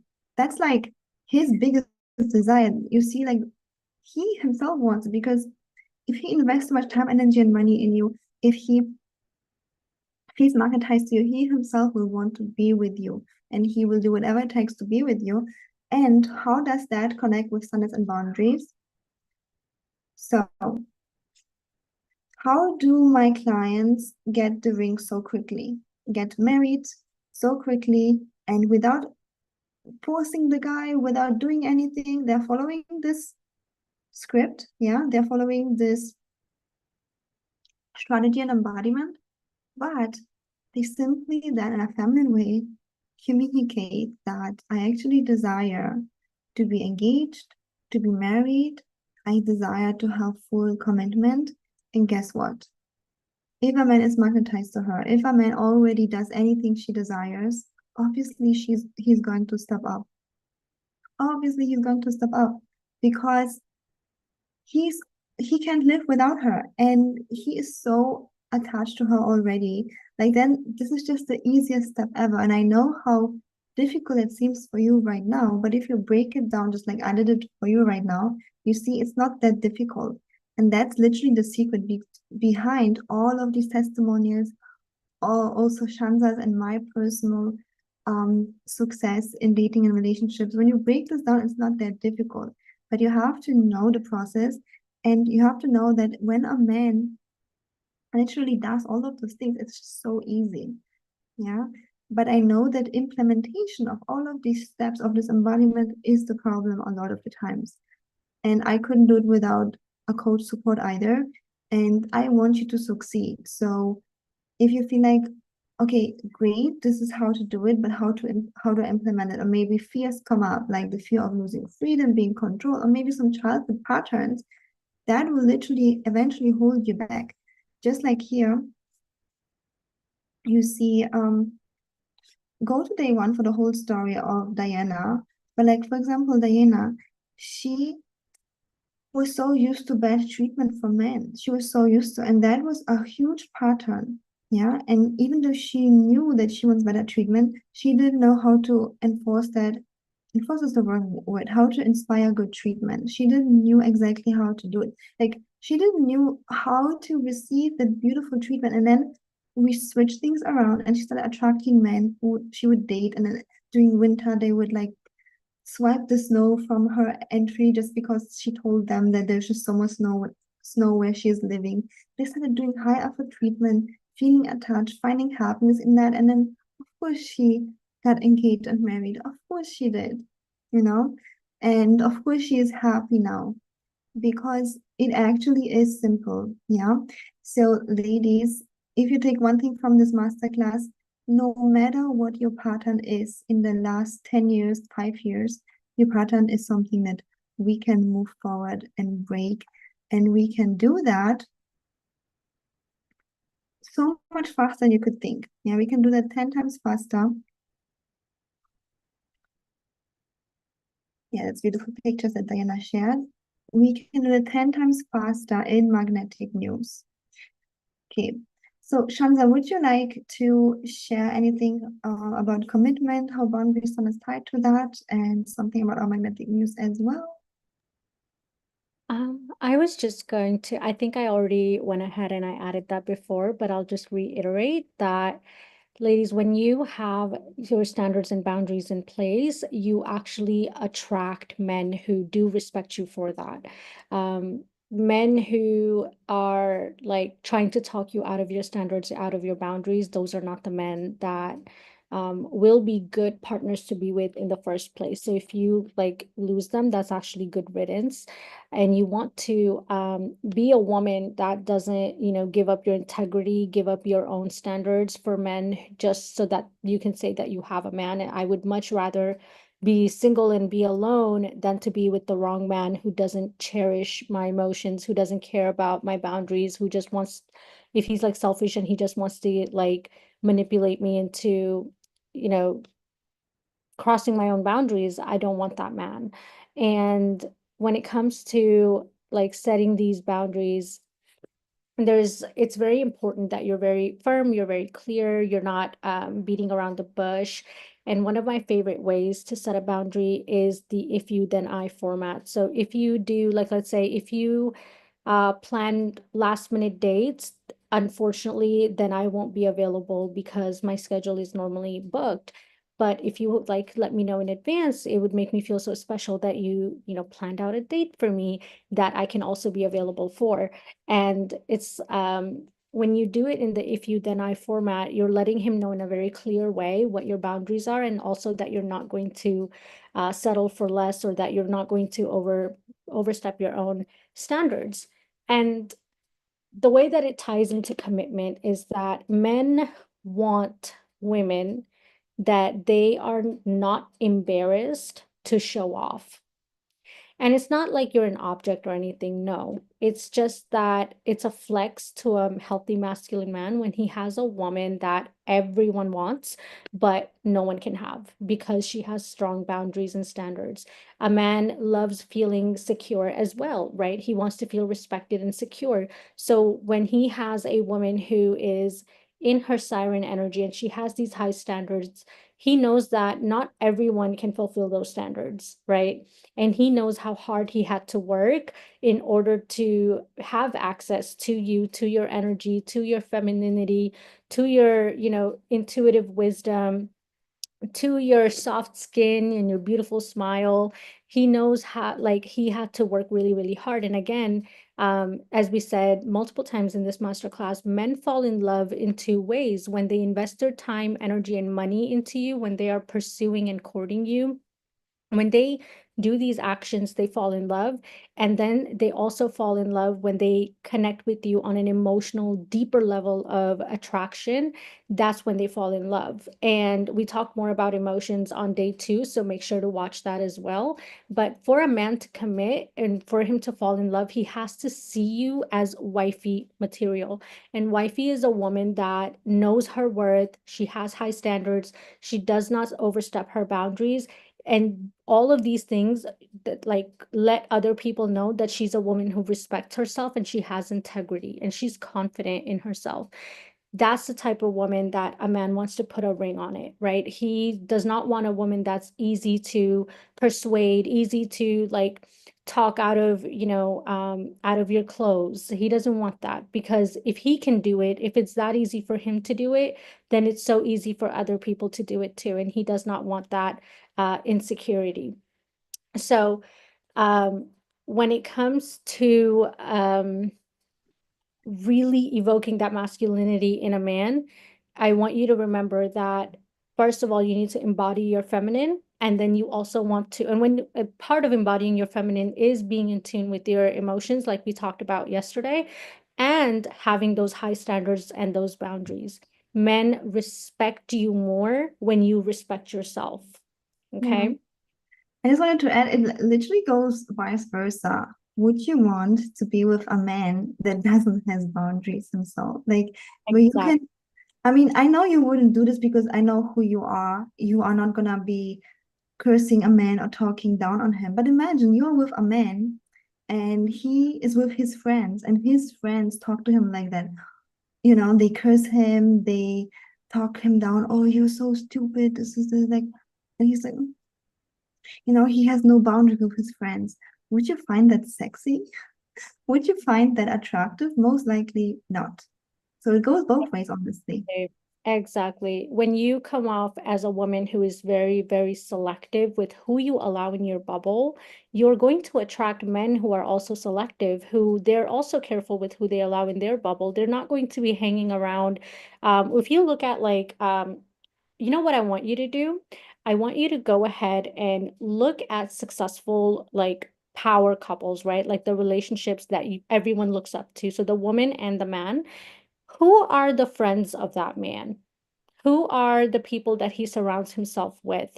You'll notice that he's not hanging around people that are like men who cheat on their wives, or men who have like multiple business ideas that they're not actually like chasing and pursuing. They have all this talk, but no action. No, you're going to see that they are family men with wives, with children. These are men who have their like finances together. They are talking about like doing let's build something together. Let's build a porch together. Or hey, like it's a completely different type of vibe. And it's because these men are so selective. And these are the top 1% men that Ellie and I are talking about. The top 1% of men, they want a woman who's also up here. They don't want the woman that is easy to get for everyone. They want the woman that's very selective. So when you have standards and boundaries, you're not easy for like any guy to be like, oh, you're so beautiful. And you're like, oh, really? You think I'm pretty? Okay, like, sure, I'll go on a date with you. No, there's like, before you even go on the date with him, you're like looking at all these things like, is he actually working around my schedule? Is he like choosing a restaurant based on my preference? Is he like, does he care about my boundaries? Or is he just trying to like Netflix and chill with like a $10 pizza and going, okay, like now let's go to the bedroom now. Like give me what I want. No, no. So when you're a woman that has those standards and boundaries where you can tell a man like, I'm not available, for last minute dates. It doesn't make me feel special. Or like cute little notes or flowers make me feel special. When I feel very, I feel like such a lady when the man opens my door for me or holds my chair for me. Like when you're telling a man using your emotions, again, like we talked about in day two, again, watch day two, ladies, for more tips on how to be in your feminine. um, you really, really evoke that masculine urge in a man, because then he sees you as a wifey material woman and not just a placeholder. A lot of the women that, a lot of the times women end up being mistreated, and being used as placeholders because they are too afraid to speak their truth, to speak their boundaries, to hold the man and themselves to a certain standard. And again, that's when those fears come up. The reason that you're not able to actually, like, if you tell a man like, if you plan last minute dates, I'm not going to go on a date with you, and then he plans a last minute date, and if you still go with him and disrespect your boundary because you're coming from a place of fear of, oh my God, if I don't go, then he's not going to want to go with me again. If I don't go, he's going to go on a date with another woman. I'm going to lose him. Like those kinds of fears. That's why me and Ellie have created the Magnetic Muse, to really allow you to step into your magnetism, your feminine energy, to overcome those blockages and those fears that are holding you back from being the most magnetic version of yourself, from being the most wifey material of yourself. We are here to help you break those patterns so that you can attract the right man and keep him, not just for like, oh, let's get married. No, what happens after you get married? What happens when 5, 10 years later into your marriage, you have like, you're changing, because we're ever evolving as humans. You're changing, he's changing. How to maintain that harmonious um magnetic attraction and polarity between you and your future husband, like even when you get married, even after you have kids, when life starts changing, the more and more you grow together, how can you maintain that without losing your power, without losing your success, without losing your self-respect, your integrity, and without overstepping into hyper masculinity? Like there's really, really diving into becoming the woman that you aspire to be now and 10, 20 years into your future marriage, in a way where your fears, your insecurities, your limiting beliefs, your blockages are no longer holding you back. That's what Magnetic Muse is going to help you with. Where me and Ellie, we curated this program for you to give you laser eye focus on your unique situation, your unique limiting beliefs, fears, and insecurities, where we were able to, like, because we have the experience and the knowledge from all the years of helping so many women, we can, like, when you're just sitting there and you're like, oh, like, I really want this, you don't even realize we're like X-ray, we're like scanning you, and we're like, oh, this is the fear that I see that you have. And then we dive deeper into it and we get to remove that through our coaching. And it's very, very personalized and customized in a group setting in Magnetic Muse for your benefit. So again, you can either like use a rocket to get to your results, like Ellie said, like you take the airplane, or you can like sail on a boat and take longer if you try to do it yourself. But it's I really wanted to add that in there. And then Ellie, if there's anything else you wanted to add about Oh, standard and how it ties yes, into yes, I do. commitment So, before. ladies, we're gonna go into the meditation in just a second, with the embodiment meditation of today's class, so you can embody the feeling worthy of higher treatment and commitment. Okay. And I do wanted to add something with the long-term success. That is so true. So me and Shanza, we really, really care that you create a foundation forever, that you forever are going to be happy with your man. It's not about the ring. You are a woman, you can get a ring from a homeless guy who wants your money. Okay? You just lose all of your boundaries and standards, especially standards. Some guy will marry you. But do we want them? No, we don't. Okay? It's about you long-term success, that you're happy with a man later on. And think about it, it's even fair to the man. Because imagine you really are Louis Vuitton. You are having like if you are following me, following Shanza, I know you want high effort treatment. You want luxury, providing the best treatment. So you are Louis Vuitton. You are a luxury. I'm giving this example. I don't want to compare this to business, but for my ladies who are in business, who are in corporate, you might understand this really well. But like you are a brand, Louis Vuitton brand, super magnetic, super desirable. That's why the magnetism part. But while dating, you lose your standards and boundaries and you act like you are Walmart and there are like some bags for $20. And then you enter the marriage or you enter a relationship and you feel so resentful. You're like, no, I am a luxury brand. I deserve like better treatment. I deserve, I'm a high value woman. I deserve this treatment. I deserve this to be respected. I deserve that he does so many things for me. I deserve that he provides. And then this guy was like, huh, I'm confused. But like we were dating or, and I thought it's easy. Going to Walmart and paying $20 for a bag, it's easy. Everybody can do it. Everybody can buy a $20 bag from Walmart. But can everybody buy a Louis Vuitton bag? No. No, not everybody can do that because not everybody has the money to spend a couple $1,000s on this type of clothes, right? Or this type of bags. So that's why it's just so important that you, from the beginning, when you're dating, showing up who you are. As I mentioned, you self-decide what are your standards and boundaries. But me and Shanza are here to share with you that you don't ask for too much. If your heart says that I do want to be treated well, I do want to be provided for, I do want to be respected, you get to have that because we have that too. Okay. But like be true to yourself. That's why it's all about being true to yourself. And now I'm going to get into the meditation. And if you have any questions, you can also put them in the comments. I will read them later. But we're going to go to the meditation now. 1 second. So I want you to close your eyes.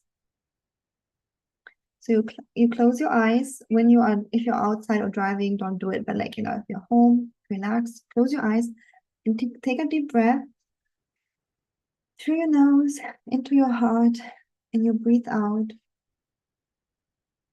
And do it one more time. And you do it one more time. You take another deep breath. You can also put your hand on your heart or on your belly. And you take another deep breath. And I want you to visualize that you have like a tree, deep roots into the ground. You're so safe and stable. And you're supported. Okay. And you breathe in again. Deeply hold your breath. And you breathe out. And I want you to imagine that you're safe, yes, but we're gonna bring a few memories from the past. that might have kept you stuck in this cycle that we talked about. Anything that's bugging you, bring up now. Anything, any man that were rude, or men that ghosted you, or just wanted to have Netflix and chill, never even thought about bringing you a gift or flowers. They just wanted to take from you and take advantage of you. So you bring out all of these negative scenarios and ties. And I want you to imagine that you're still safe. They're not like coming close to you. Actually, even the opposite. Those memories, those men, those incidents, they are floating away. They're floating away. They are dissolving in smoke, dissolving in the past. And now you are in this empty space. All of those memories are gone. All of these people are gone. You're in this empty space. You take a deep breath. And before you get a chance, you take another deep breath and you speak this affirmation. I release the old story that I have to overgive to be loved. I release the old story that I have to let go of my boundaries to be loved and chosen. I release the old story that I have to not ask for too much in order to keep a man.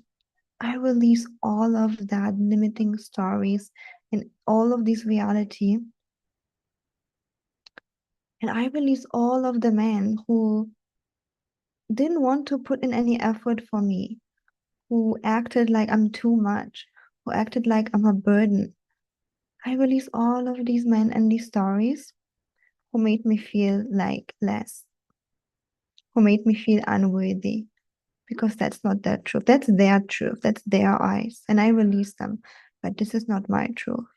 This is not how I see myself. This is not how universe, God, or whatever higher self you believe in sees me.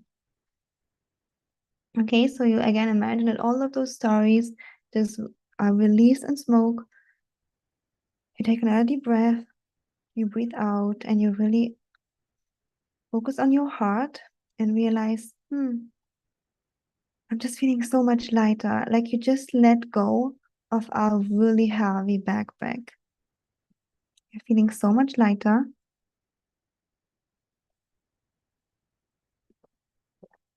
Okay. And now I want you to, let's start also with those affirmations. I want you to speak after me. I am worthy of high effort love. And I want you to imagine, just like we did yesterday, this is the door where you are in control. You decide which man can be around you. You decide what kind of treatment you accept from a man. No, you're not going to stay alone forever, even though you said goodbye to those low effort, rude men. You decide who's going to enter in this door. You are a magnetic woman, and you are worthy of high effort love and treatment. And if there's a man who knocks on the door and who says, hello, can I come in? I was praying for a woman that I can be a hero for, that I can fulfill her needs and desires, that I can take care of her. I was praying for that. You make me feel alive. You give me a purpose in my life. And can I please be around you? And you eventually say yes or no, whatever you want. But these are the men that now want to be around you. And repeat after me, I am worthy of high effort love. And again, just like on our last meditation, if there's lots of resistance, that's actually normal. Okay, so we're gonna have to work on this resistance in our group or one-on-one coaching, because we humans, we don't like to change. If your brain says, I'm not sure if this is gonna happen, men treated me always bad since the last 5 years. So I've been single for 10 years. Like, I don't know, I'm skeptical. I hear you. And I want to send love to those thoughts. And I want you to no matter with what coach you're working, no matter what techniques you're doing, I want you to have an open mind that eventually I'm open to the possibility that my life can change. Just like the life of Ellie, of Shanza change, just like the life of the clients of them change. And I can have a better treatment and I'm worthy of that. Okay, next affirmation. I am cherished, adored, and deeply chosen. And again, you take another deep breath and you breathe out. And if your brain brings up those old stories of, but those men, they rejected me. They didn't even want me. I had to do so many things for them to even tolerate me in their life. Again, you let go of these images. You take a deep breath and you again imagine that a man that really cherishes you, adores you, chooses you, is knocking on this door and it's like, I'm here to cherish you. That means that whatever feels good to you, we will do.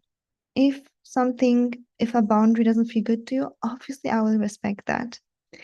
If you have certain standards, you really desire to receive flowers on dates, or you want me to speak respectfully to you as your man, of course I'm gonna do that. Okay, happily, because I care for you. That's what the men are going to say now. I care for you and I cherish you, I adore you, and of course I choose you. I choose you and only you. You're my one and only. I don't even see other women. You are my focus. You just relax into your chair and you just have this warm feeling in your belly. You just smile and you just feel so safe, but also adored and cherished and chosen. So take another deep breath and repeat again. I'm cherished, adored, and deeply chosen. So next affirmation. I am accepted and loved for who I am. So if you had to perform until now, you had to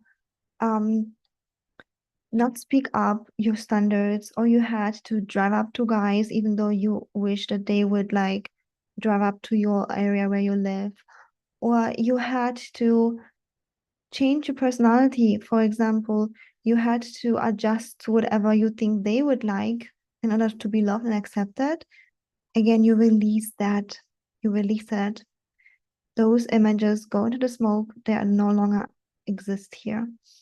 I want you to take a deep breath and breathe out. And I want you to, you yourself, accept all of you with your imperfections and perfections, with your goals, with your fears, with your strength and weaknesses. And I want you to imagine that all of you is just being so loved and so accepted by yourself first and foremost. And I also want you to imagine that there's a guy also coming in here who knocks on the door and says, can I come in into your life? And then you see, he sees all of me. I show him my weakness, my strength, all of me. And I'm not too much and I'm not too difficult. I'm actually fully accepted and fully loved. And he loves it about me. He loves that I show him my authentic self. And he falls in love with me even more, with my emotions, with my thoughts, with all of me. Okay? So take another deep breath and breathe out and really allow this worthiness meditation to so to soak in. And now I'd like to do one more exercise with you.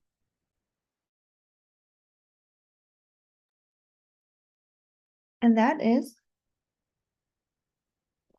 I want you to imagine you are literally sitting on a throne and you lean back, you are magnetic, you are relaxed. You are just relaxed, you're not doing anything. You are sitting on a throne. You are a queen, okay? And you are not a beggar that begs anyone to give her money or to do something for her on the street on her knees. That's not who you are. Mm-mm. Of course, you can do anything yourself that you want to do. You can earn money, you can pay for yourself, you can You can get things done, you can buy yourself flowers, you can do anything. But you decide to sit down on this throne and just lean back and allow your king or multiple men that you're dating to do the heavy lifting for you. Not because you need it, but because you desire it, because you're worthy of it, because they do it because they see you as a queen. They see you as a queen that they're like, wow, I have the honor to bring her flowers. I have the honor to um to bring her water. I have the honor to do things for her. How beautiful. So this masculine man or multiple men, whatever you need or desire, they're just like doing this for you, bringing this for you, and they don't want anything back, anything. Okay? And you're so magnetic and it's a win-win. They themselves feel honored. Wow, I get to help a queen. I get to bring her food. I get to bring her water. I get to bring her flower. Wow, I'm just so lucky, you know? And every time a man comes around, he gives you a flower, he gives you a little lipstick as a present, or he gives you a perfume or whatever. You just receive that with gratitude, with appreciation, without the need of giving anything back because you're a queen. You don't force anyone. This is not a business, not a trade. This is you being a queen and allowing the masculine in dating to come towards you. And again, ladies, in your career, in your business, in your studies, keep up the behavior that you had, where obviously we have to bring value in our career to receive divine compensation in form of money, no matter if you have a job or if you have a business like me. Yes, the value is important, but in dating, no, no, no. In dating, your value is you being a queen, you bringing your feminine radiance.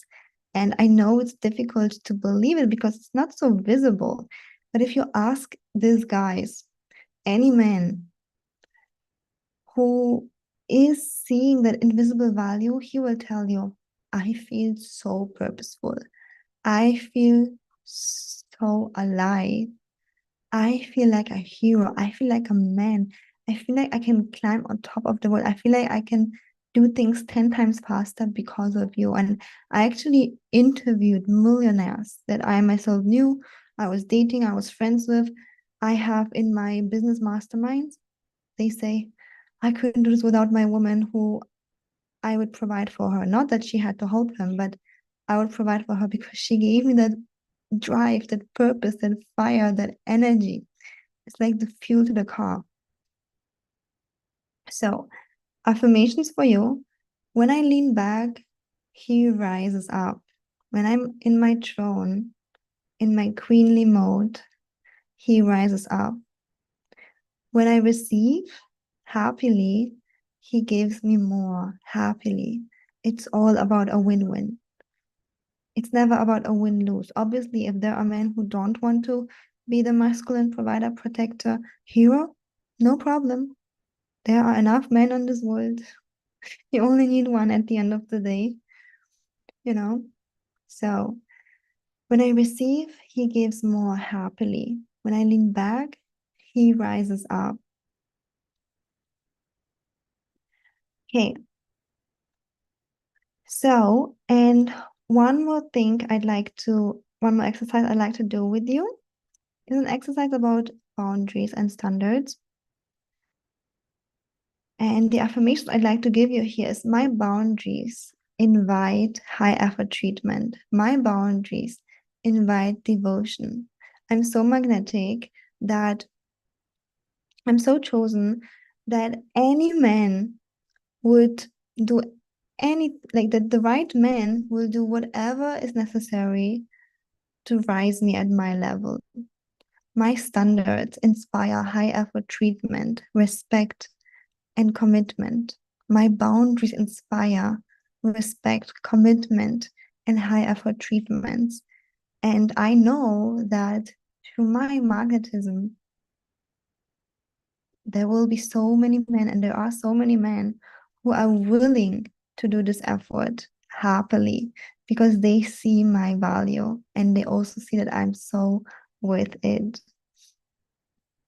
Okay, so now we are coming back into the vision a little bit more before we end the meditation.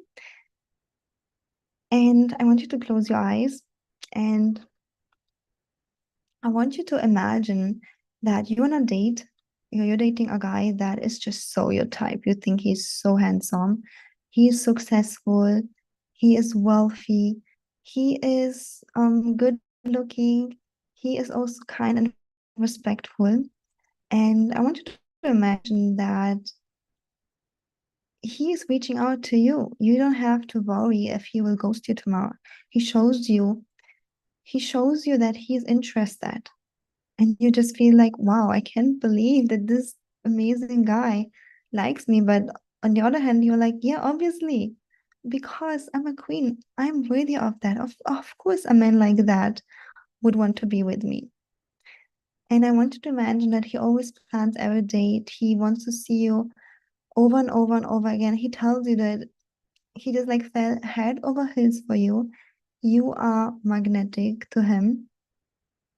And at the end of the day, he is also proposing to you that he wants to be with you forever. You are his woman and you are the chosen one. And I also want you to remember that you are in control. Remember this door, you are in control.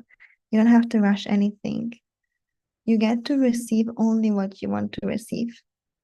Dates, calls, flowers. Yes, you're magnetic, but just like we talked about it in day one, you are in control.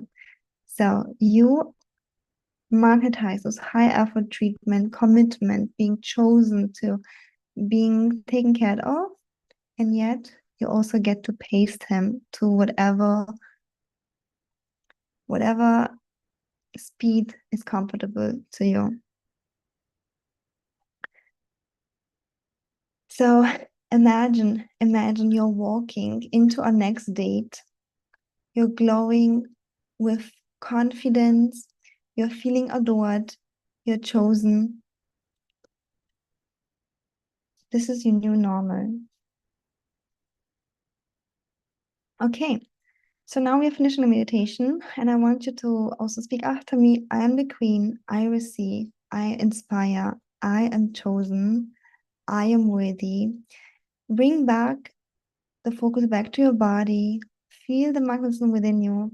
Feel the effortless magnetism, the worthiness of course, I'm going to receive that. Of course, this is normal in my life.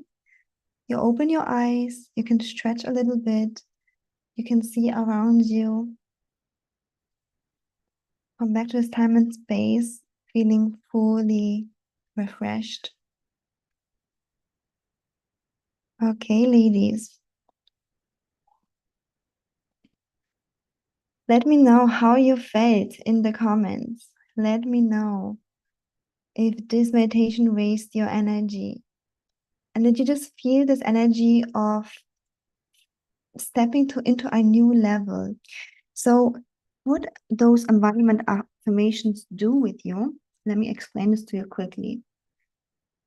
The reason those subconscious affirmations are so powerful is because you are stop crawling, you take the airplane. And how does that work? Imagine you even like take the car and your Google Maps is set for driving 10 hours. But then you find another route that is literally 1 hour long only. So you are 10 fast tracking your results with those meditations, with those inner embodiments. Why is that? Because we always need two things, the embodiment and the strategy, right? Because if you only know what to do, but you internally are still stuck in the old patterns of feeling unworthy, feeling rejected, feeling not good enough, feeling lonely, you're gonna still be stuck there. And I did a meditation that is applicable for a lot of women, but again, sometimes, no, actually most of the times, you are a special woman that needs the subconscious shift that is tailored just for you. I gave you a few things that are tailored for most of the people, but you need a subconscious shift that is tailored just for you. And also a strategy that is also going to help just you. So what I mean by that, when I felt afraid to lose my freedom, if I would like enter a relationship, I needed to do subconscious shift to release the old stories of controlling parents, controlling men, losing my freedom, and really envisioning being with a man that would give me all of the freedom that I want, and at the same time even support me on my journey, help me with whatever I want to achieve, right? So that was my embodiment that I had to do. And this is what I'm also going to help you with in Magnetic Muse, where we can shift whatever is blocking you. And also the advice. Sometimes you need something that's specific to you. Let's say you go out on a date with a guy and there's a situation and you don't know how to respond. You go on Telegram and then you ask me or Shanza, okay, this guy, he wants us to go to the movies on the first date. I'm not quite sure if I should do this. Should I do this? And what should I tell him? You can just ask us on Telegram and we can quickly respond and help you while you are like overthinking about it, maybe like looking for some tips and tricks on YouTube, on Google, on ChatGPT, on Instagram, and then at the end of the day, you're still confused if this is the right thing to do, you know? And I think the biggest value that you get from Magnetic Muse is clarity. It's clarity. What are your next steps? Because I love that you get all of the knowledge and embodiment exercises here, but there's nothing as powerful as tailored advice that is tailored to you. So there are limited spots, and because I can give only so much, we can only give so much attention. So there are limited spots for this Magnetic Muse Masterclass. So make sure you sign up the next days, also until Wednesday. You get 2 bonus courses, Magnetic Woman and Get Ready for a Date. So you can read all of it on the sales page. All right. And Shanza, you want to add something? Yes. Yeah, I just wanted to add that for any woman who is interested in Magnetic Muse, I have dropped the link in the comments right here in Zoom, so you can join today if you want to. The link is in the comments for Magnetic Muse whenever you're ready. So that's what I wanted to add. And honestly, Ellie, thank you for this amazing, powerful meditation. Ladies, this energy that is in the room right now, this is so mind-blowing. This is so phenomenal. And this is just the beginning. Like this is the kind of support that you can get if you do decide to continue with us for the next couple of weeks in Magnetic Muse. So beautiful. I also have a couple of questions that I want to answer here. But let me get to this first before I go to the questions. So, how many of you, first of all, felt magnetic in the meditation? Did you feel like your energy shifted? And just like Shanza said, if yes, can you only imagine what will happen if you work with us privately long term? So, if the energy shifted for you, you already know that it's working. And one more thing that I wanted to add before we go to the questions. So you probably heard, oh, you heard the story of Diana. Her energy shifted within months. You can watch her testimonial on YouTube. Her energy shifted within months. She didn't even tell me she wanted to marry. She ended up marrying a guy because she was just so happy with him. She was treated so well and so beautifully that she was like, I myself want to marry you because I just feel like a queen 24/7. But her energy shifted within months. Like she was in a pattern for years where she was anxious, she felt unsupported, she felt alone and stuck. And within a couple months, her whole life changed. And right now, she is on a journey where for the rest of her life, she's gonna be happy because she knows how to have a happy relationship. And you ladies know how much this literally affects all of our own life areas. When we are treated well, when we are supported, it just affects our health, it affects our career. So you can imagine how much more healthy, beautiful, successful you will be when you also have love in your life. Okay, let's go back to the question. Am I too old?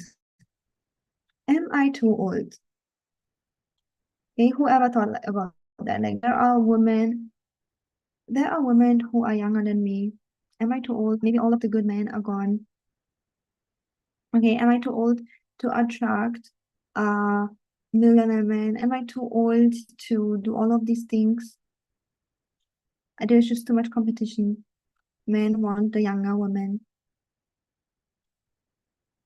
I'm already losing it. Who had those thoughts? Let me share with you something. This lady here, and I'm not gonna share her name because she only gave me permission to screenshot it, not to reveal her identity. This lady here, she came to me at age 60, 60, 60. And she told me, I wish I would do the coaching with you decades ago, 4 decades ago. Okay, and in her 60s, she attracted a millionaire. He proposed, and they are married by now. She has her dream life, her dream relationship with so much attraction.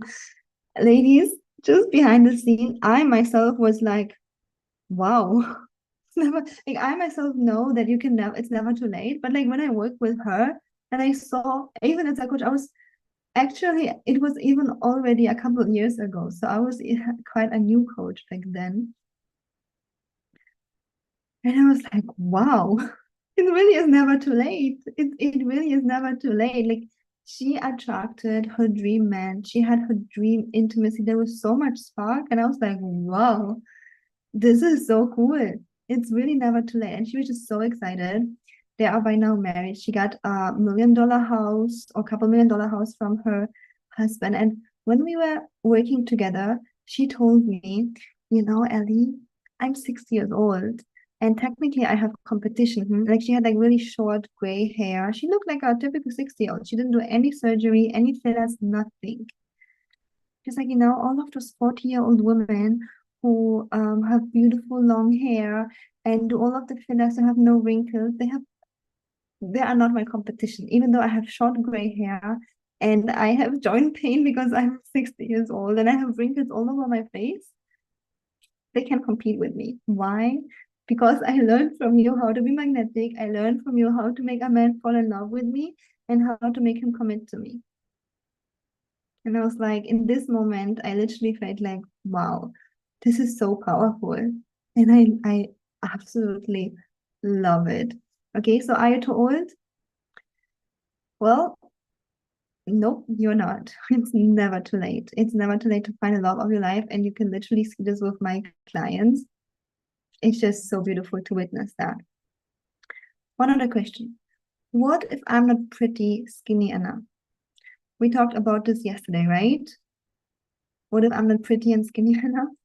We talked about it, how Shanza and I actually, as the pretty, skinny young women, were really not treated well.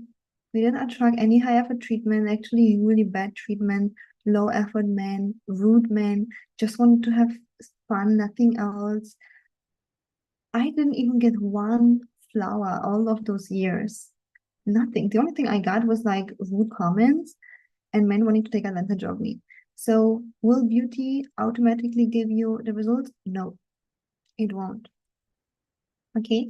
I do want you to take care of yourself so that you feel comfortable in your body. I do believe that's important too, you know, so that you just feel good in your body, not in an obsessive way because you don't feel good enough, but in a way that, you know, you take care of yourself.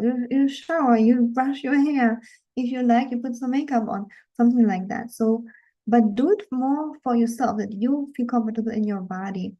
And I want to share with you this here.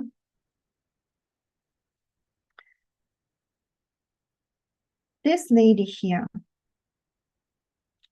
that's a screenshot from our chat. Again, like, I cannot share her identity because she only allowed me to share the screenshot. This lady here, after 2 months of coaching with me, attracted a millionaire's proposal. Oh, here, this one in the middle. And she told me that her biggest blockage was that she was overweight. And she was like in her 50s. And we released the blockage. Like I did like the subconscious releasing and inviting the worthiness that was really tailored to her. You got a taste about this today, but it's really powerful when you are, talking to us directly.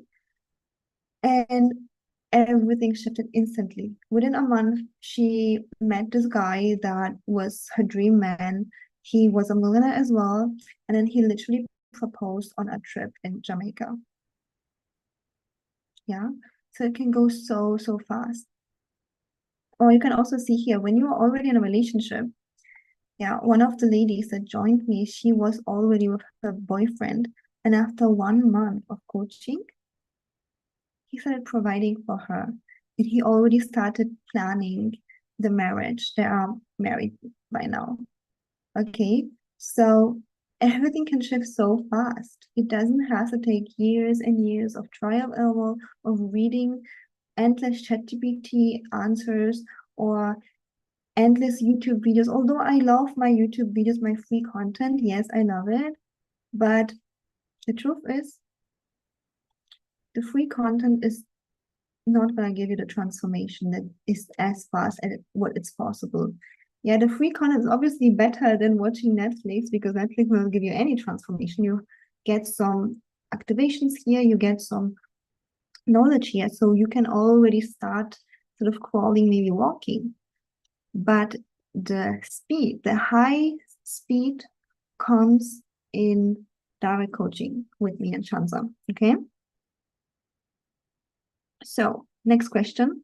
What if I already have men who are interested in me? What if men already want to be around me, want to marry me? Like, what if, there are already men who want to be with me?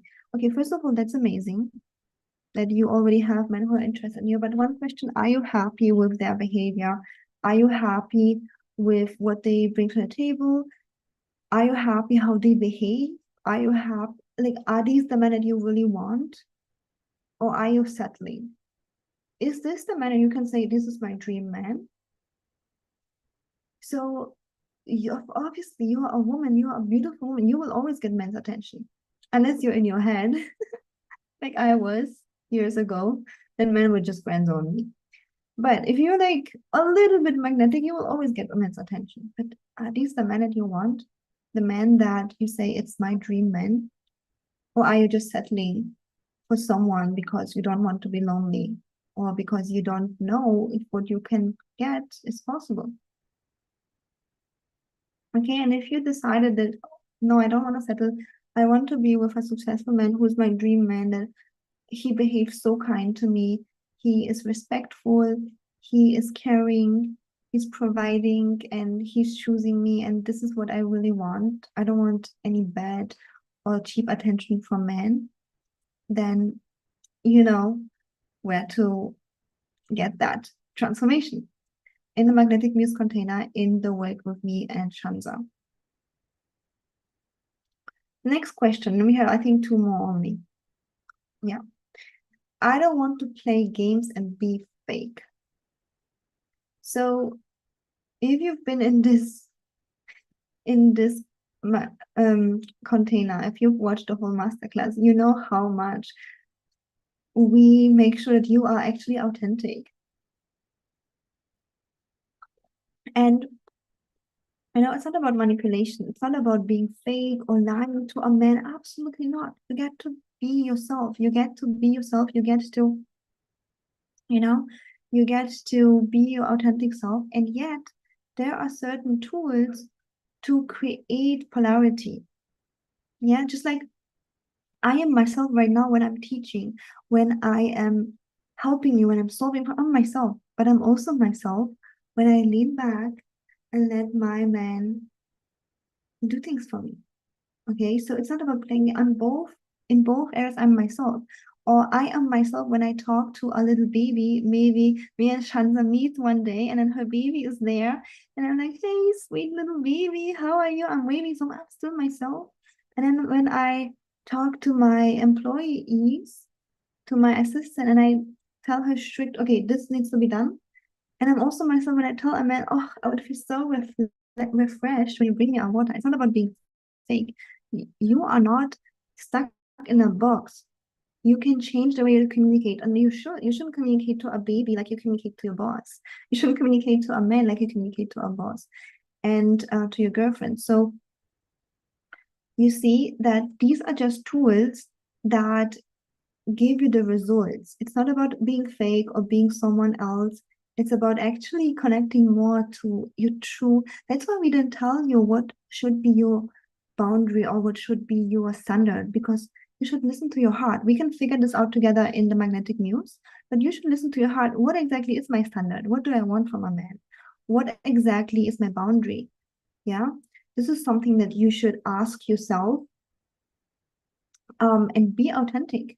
And obviously, femininity is not just about like acting feminine, you are just connecting to your feelings. And some women are more spicy, some women are more funny, some women are more emotional, and everything is beautiful. I actually realized when I did this work, when I connected to my feelings, I realized I'm quite sassy.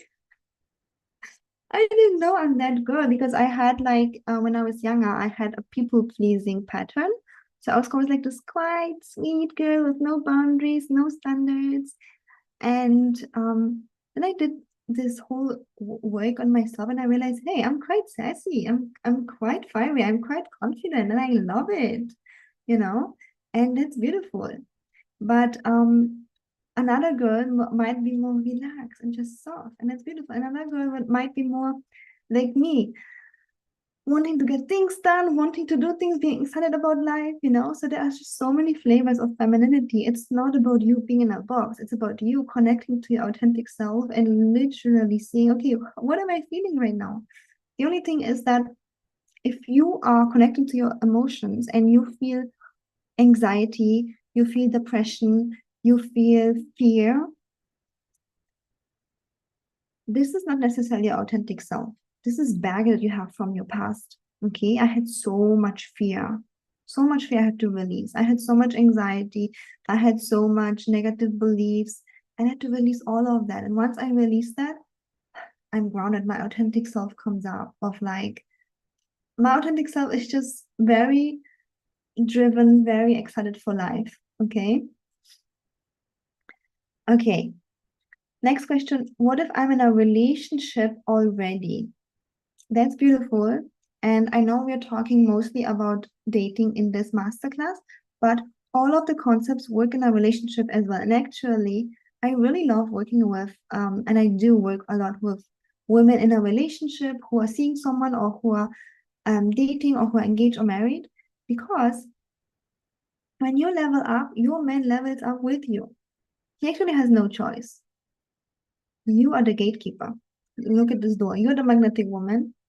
You know, you're no longer chasing, you're attracting. So if he wants to have some time with you, if he wants to have access to you, he's gonna knock on the door and be like, okay, I'm doing it. Whatever your standards and boundaries are, and bring it on.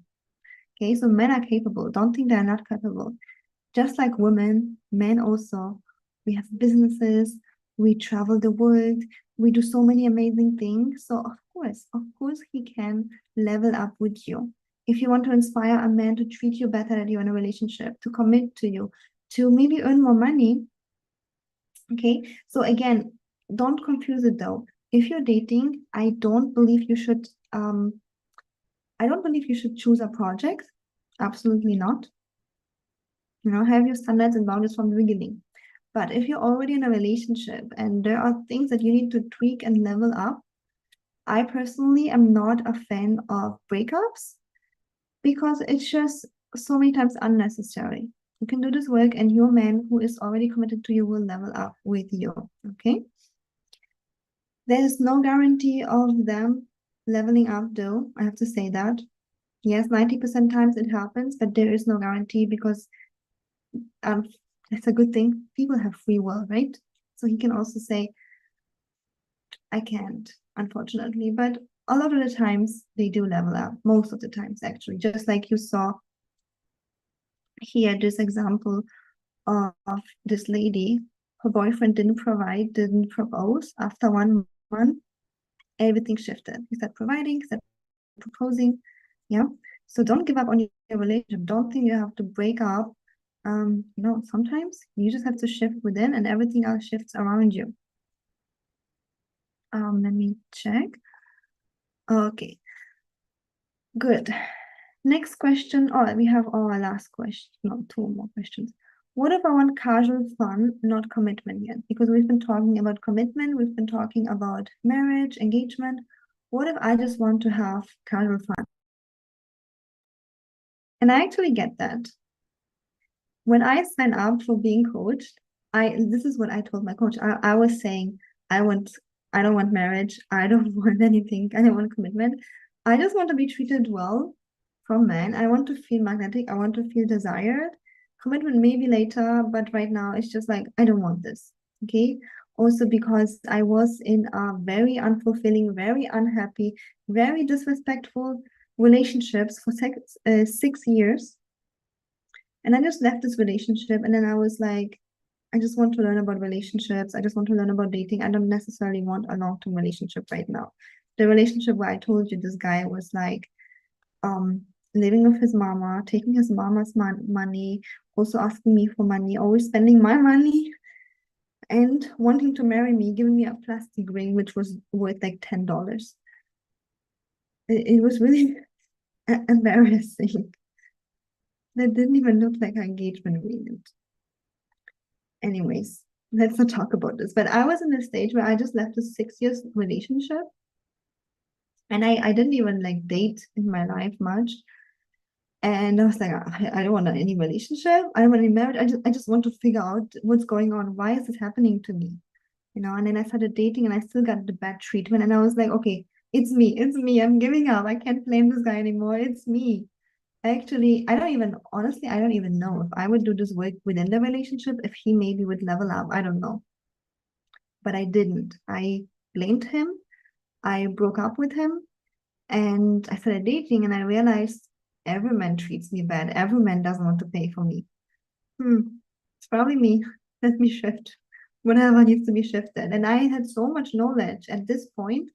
I studied dating and relationship books, YouTube videos, courses for 2 years. Nothing changed. And I was like, okay, I need the proper guidance. And then everything changed within 6 months. And then, as I mentioned, honestly, I don't know what would happen with this first guy if he would level up.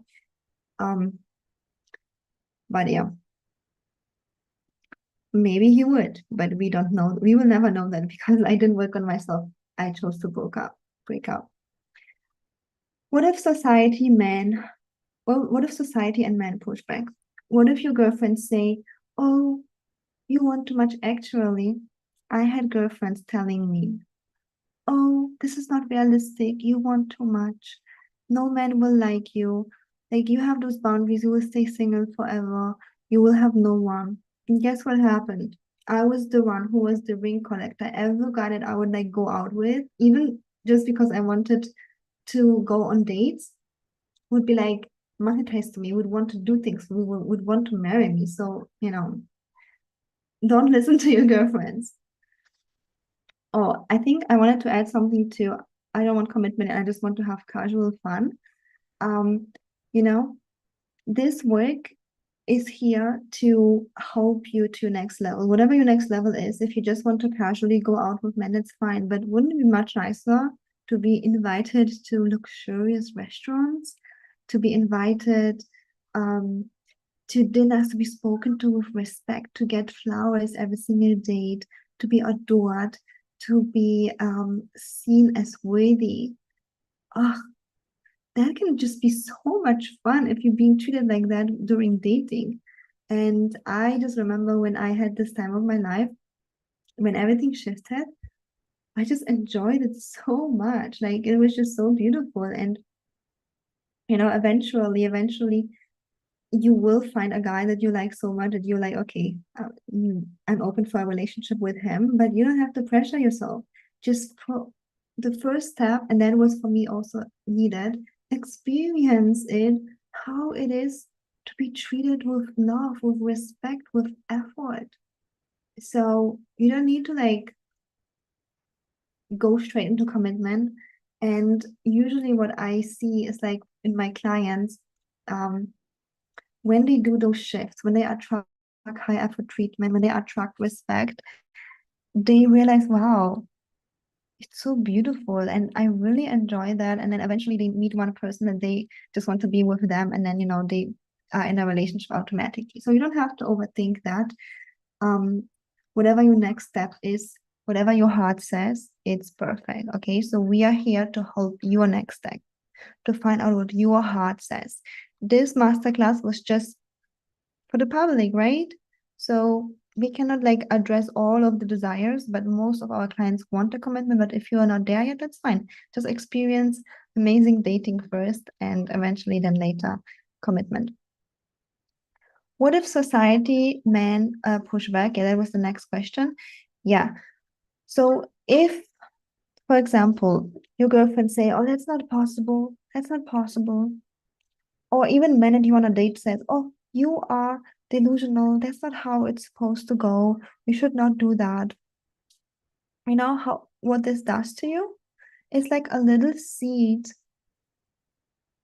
Instead of being in soil and being watered and given sun so that it can grow beautifully into a big, strong flower or tree or whatever, instead of this happening with the right support, you are being thrown into the desert.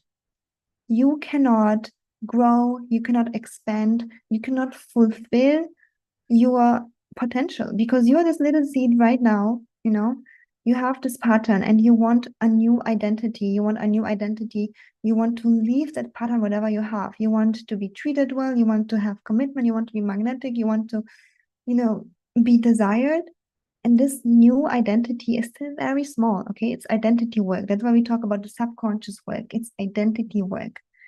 Our identities are very strong. Who we are is very strong. We as humans feel safe repeating patterns. Okay, just like the picture I showed you, the pattern is repeating. Most people repeat patterns with money, with health, with how they look, with how they're being treated. It's a pattern that repeats, oftentimes from childhood. And that subconscious identity shift is not easy. It is actually difficult. You have to plant a new identity. It's very vulnerable in the beginning. It really is. And then if you put yourself in a place where your girlfriends or even men tell you, "Oh, that's not right, you shouldn't date like this, or you will never get this," guess what? You're this little seed, this new identity goes straight to the desert and you're back to your old patterns. Do you want that?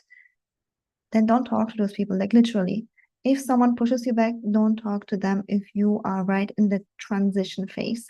Transitions are not easy, they are shaky, they are dangerous, and not necessarily dangerous, but you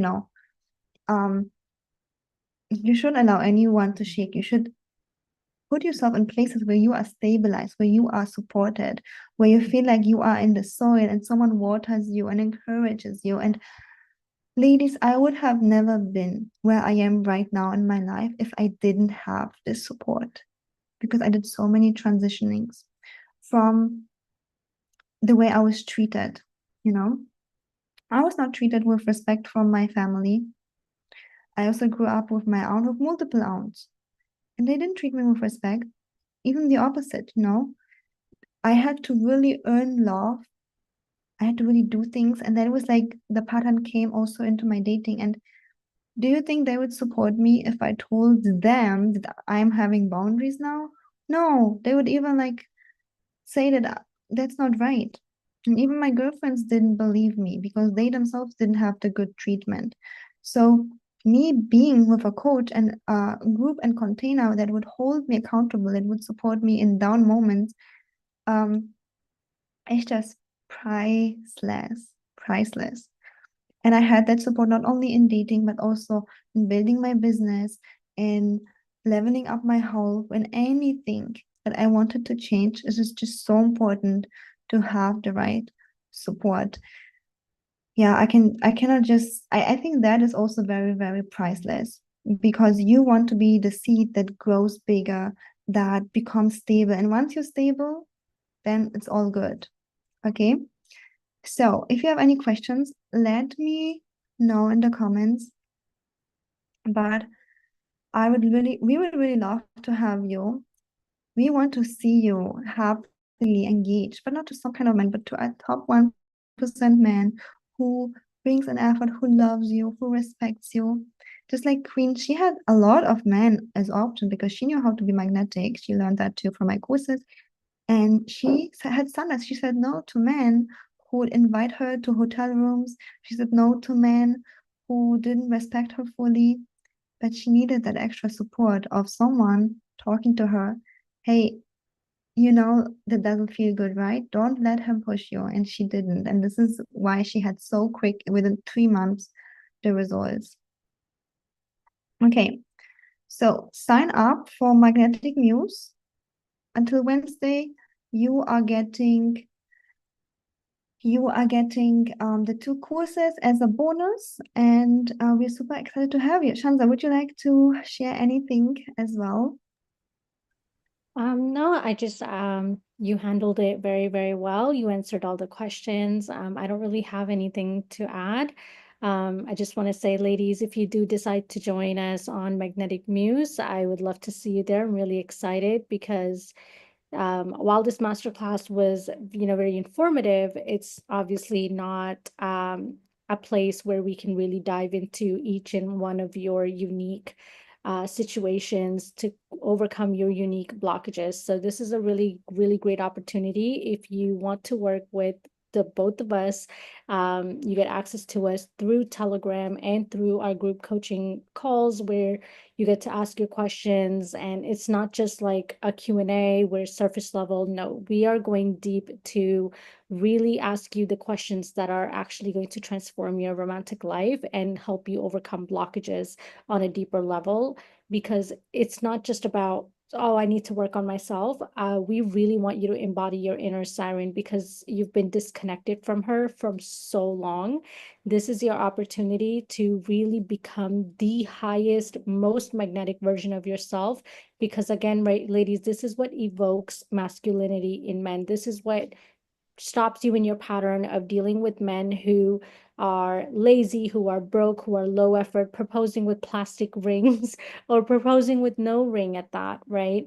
Men who take from you and they drain your energy and you're left feeling used, you're left feeling tired, you're left feeling like something's wrong with you, when in reality, there's nothing wrong with you. You're a high achieving woman who deserves love. Love is your birthright.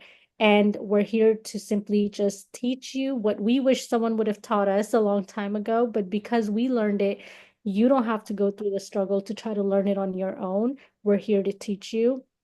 And in Magnetic Muse and in our one-on-one private coaching, that's exactly what you get, is that laser eye focus from us, so that you can really implement the strategies and embody the energy that will attract you your Mr. Right. So you can, wake up in the mornings next to him. You can put your head on his chest and feel relaxed, knowing that you're loved just as you are. You don't have to put up a front. You don't have to act like a certain version of yourself or act like, oh, maybe if I just lose a little bit more weight, or if I make more money, or if I try to sound smart, or I've had women that will meet a man in church and then they're like, oh, I need to like act like a proper Christian. You don't have to do anything. You don't have to play games. You have to just be yourself. And that is the scary part, right? We are so scared to be vulnerable. We are so scared to actually show up and let all of our colors be seen. And that's where Magnetic Muse comes into play, because that's where me and Ellie are going to help you to not feel scared anymore, to embody your femininity, to embody your authenticity, and so that you can attract men who actually have their lives together. Again, we're not just talking about your average man, we're talking about the high value, the masculine energy, the top 1% man. Like, we're not talking about just a man that, oh, he's going to marry me. No, it's not just about getting married. It's about getting married and being happily married, being fulfilled, having your desires met. So, ladies, if that's what you want, then Magnetic Muse it's the step. It's a step towards the right direction, and I highly, highly encourage you to check it out. Again, I did put the link in the bio. Ladies, if you are having any trouble with the link, just let us know. And if anyone has questions, you can also send us, my email. You can send the questions.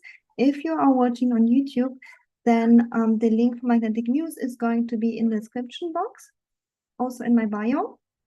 And what I wanted to add just quickly, the features of that is that you are going to get 2 laser focused coaching calls with me and Shanza, and 2 Telegram days where you can hop in and out and ask your questions, just like, how should I communicate with this guy that I'm talking to? How should I communicate with my husband? So you get really laser focused advice that can, within minutes, shift all of your thinking, all of your identity. And you get the 2 bonuses, the 2 courses that we talked about. And one more thing that I want to add, it's going to be 2 checkouts, 2 times 222 euro or $250. It's kind of similar. 222 euro equals $250. So don't be confused. It's 2 checkouts, okay? We have to do 2 checkouts because we are both from different continents, but it's in total 444 euro. So that you are not confused, it's 2 checkouts. All right. So ladies, thank you so much for watching. I hope you got lots of value from this masterclass. And I really hope to see you in Magnetic Muse in our private support. And yeah, thank you so, so, so much for being here. Bye bye. Bye, everyone.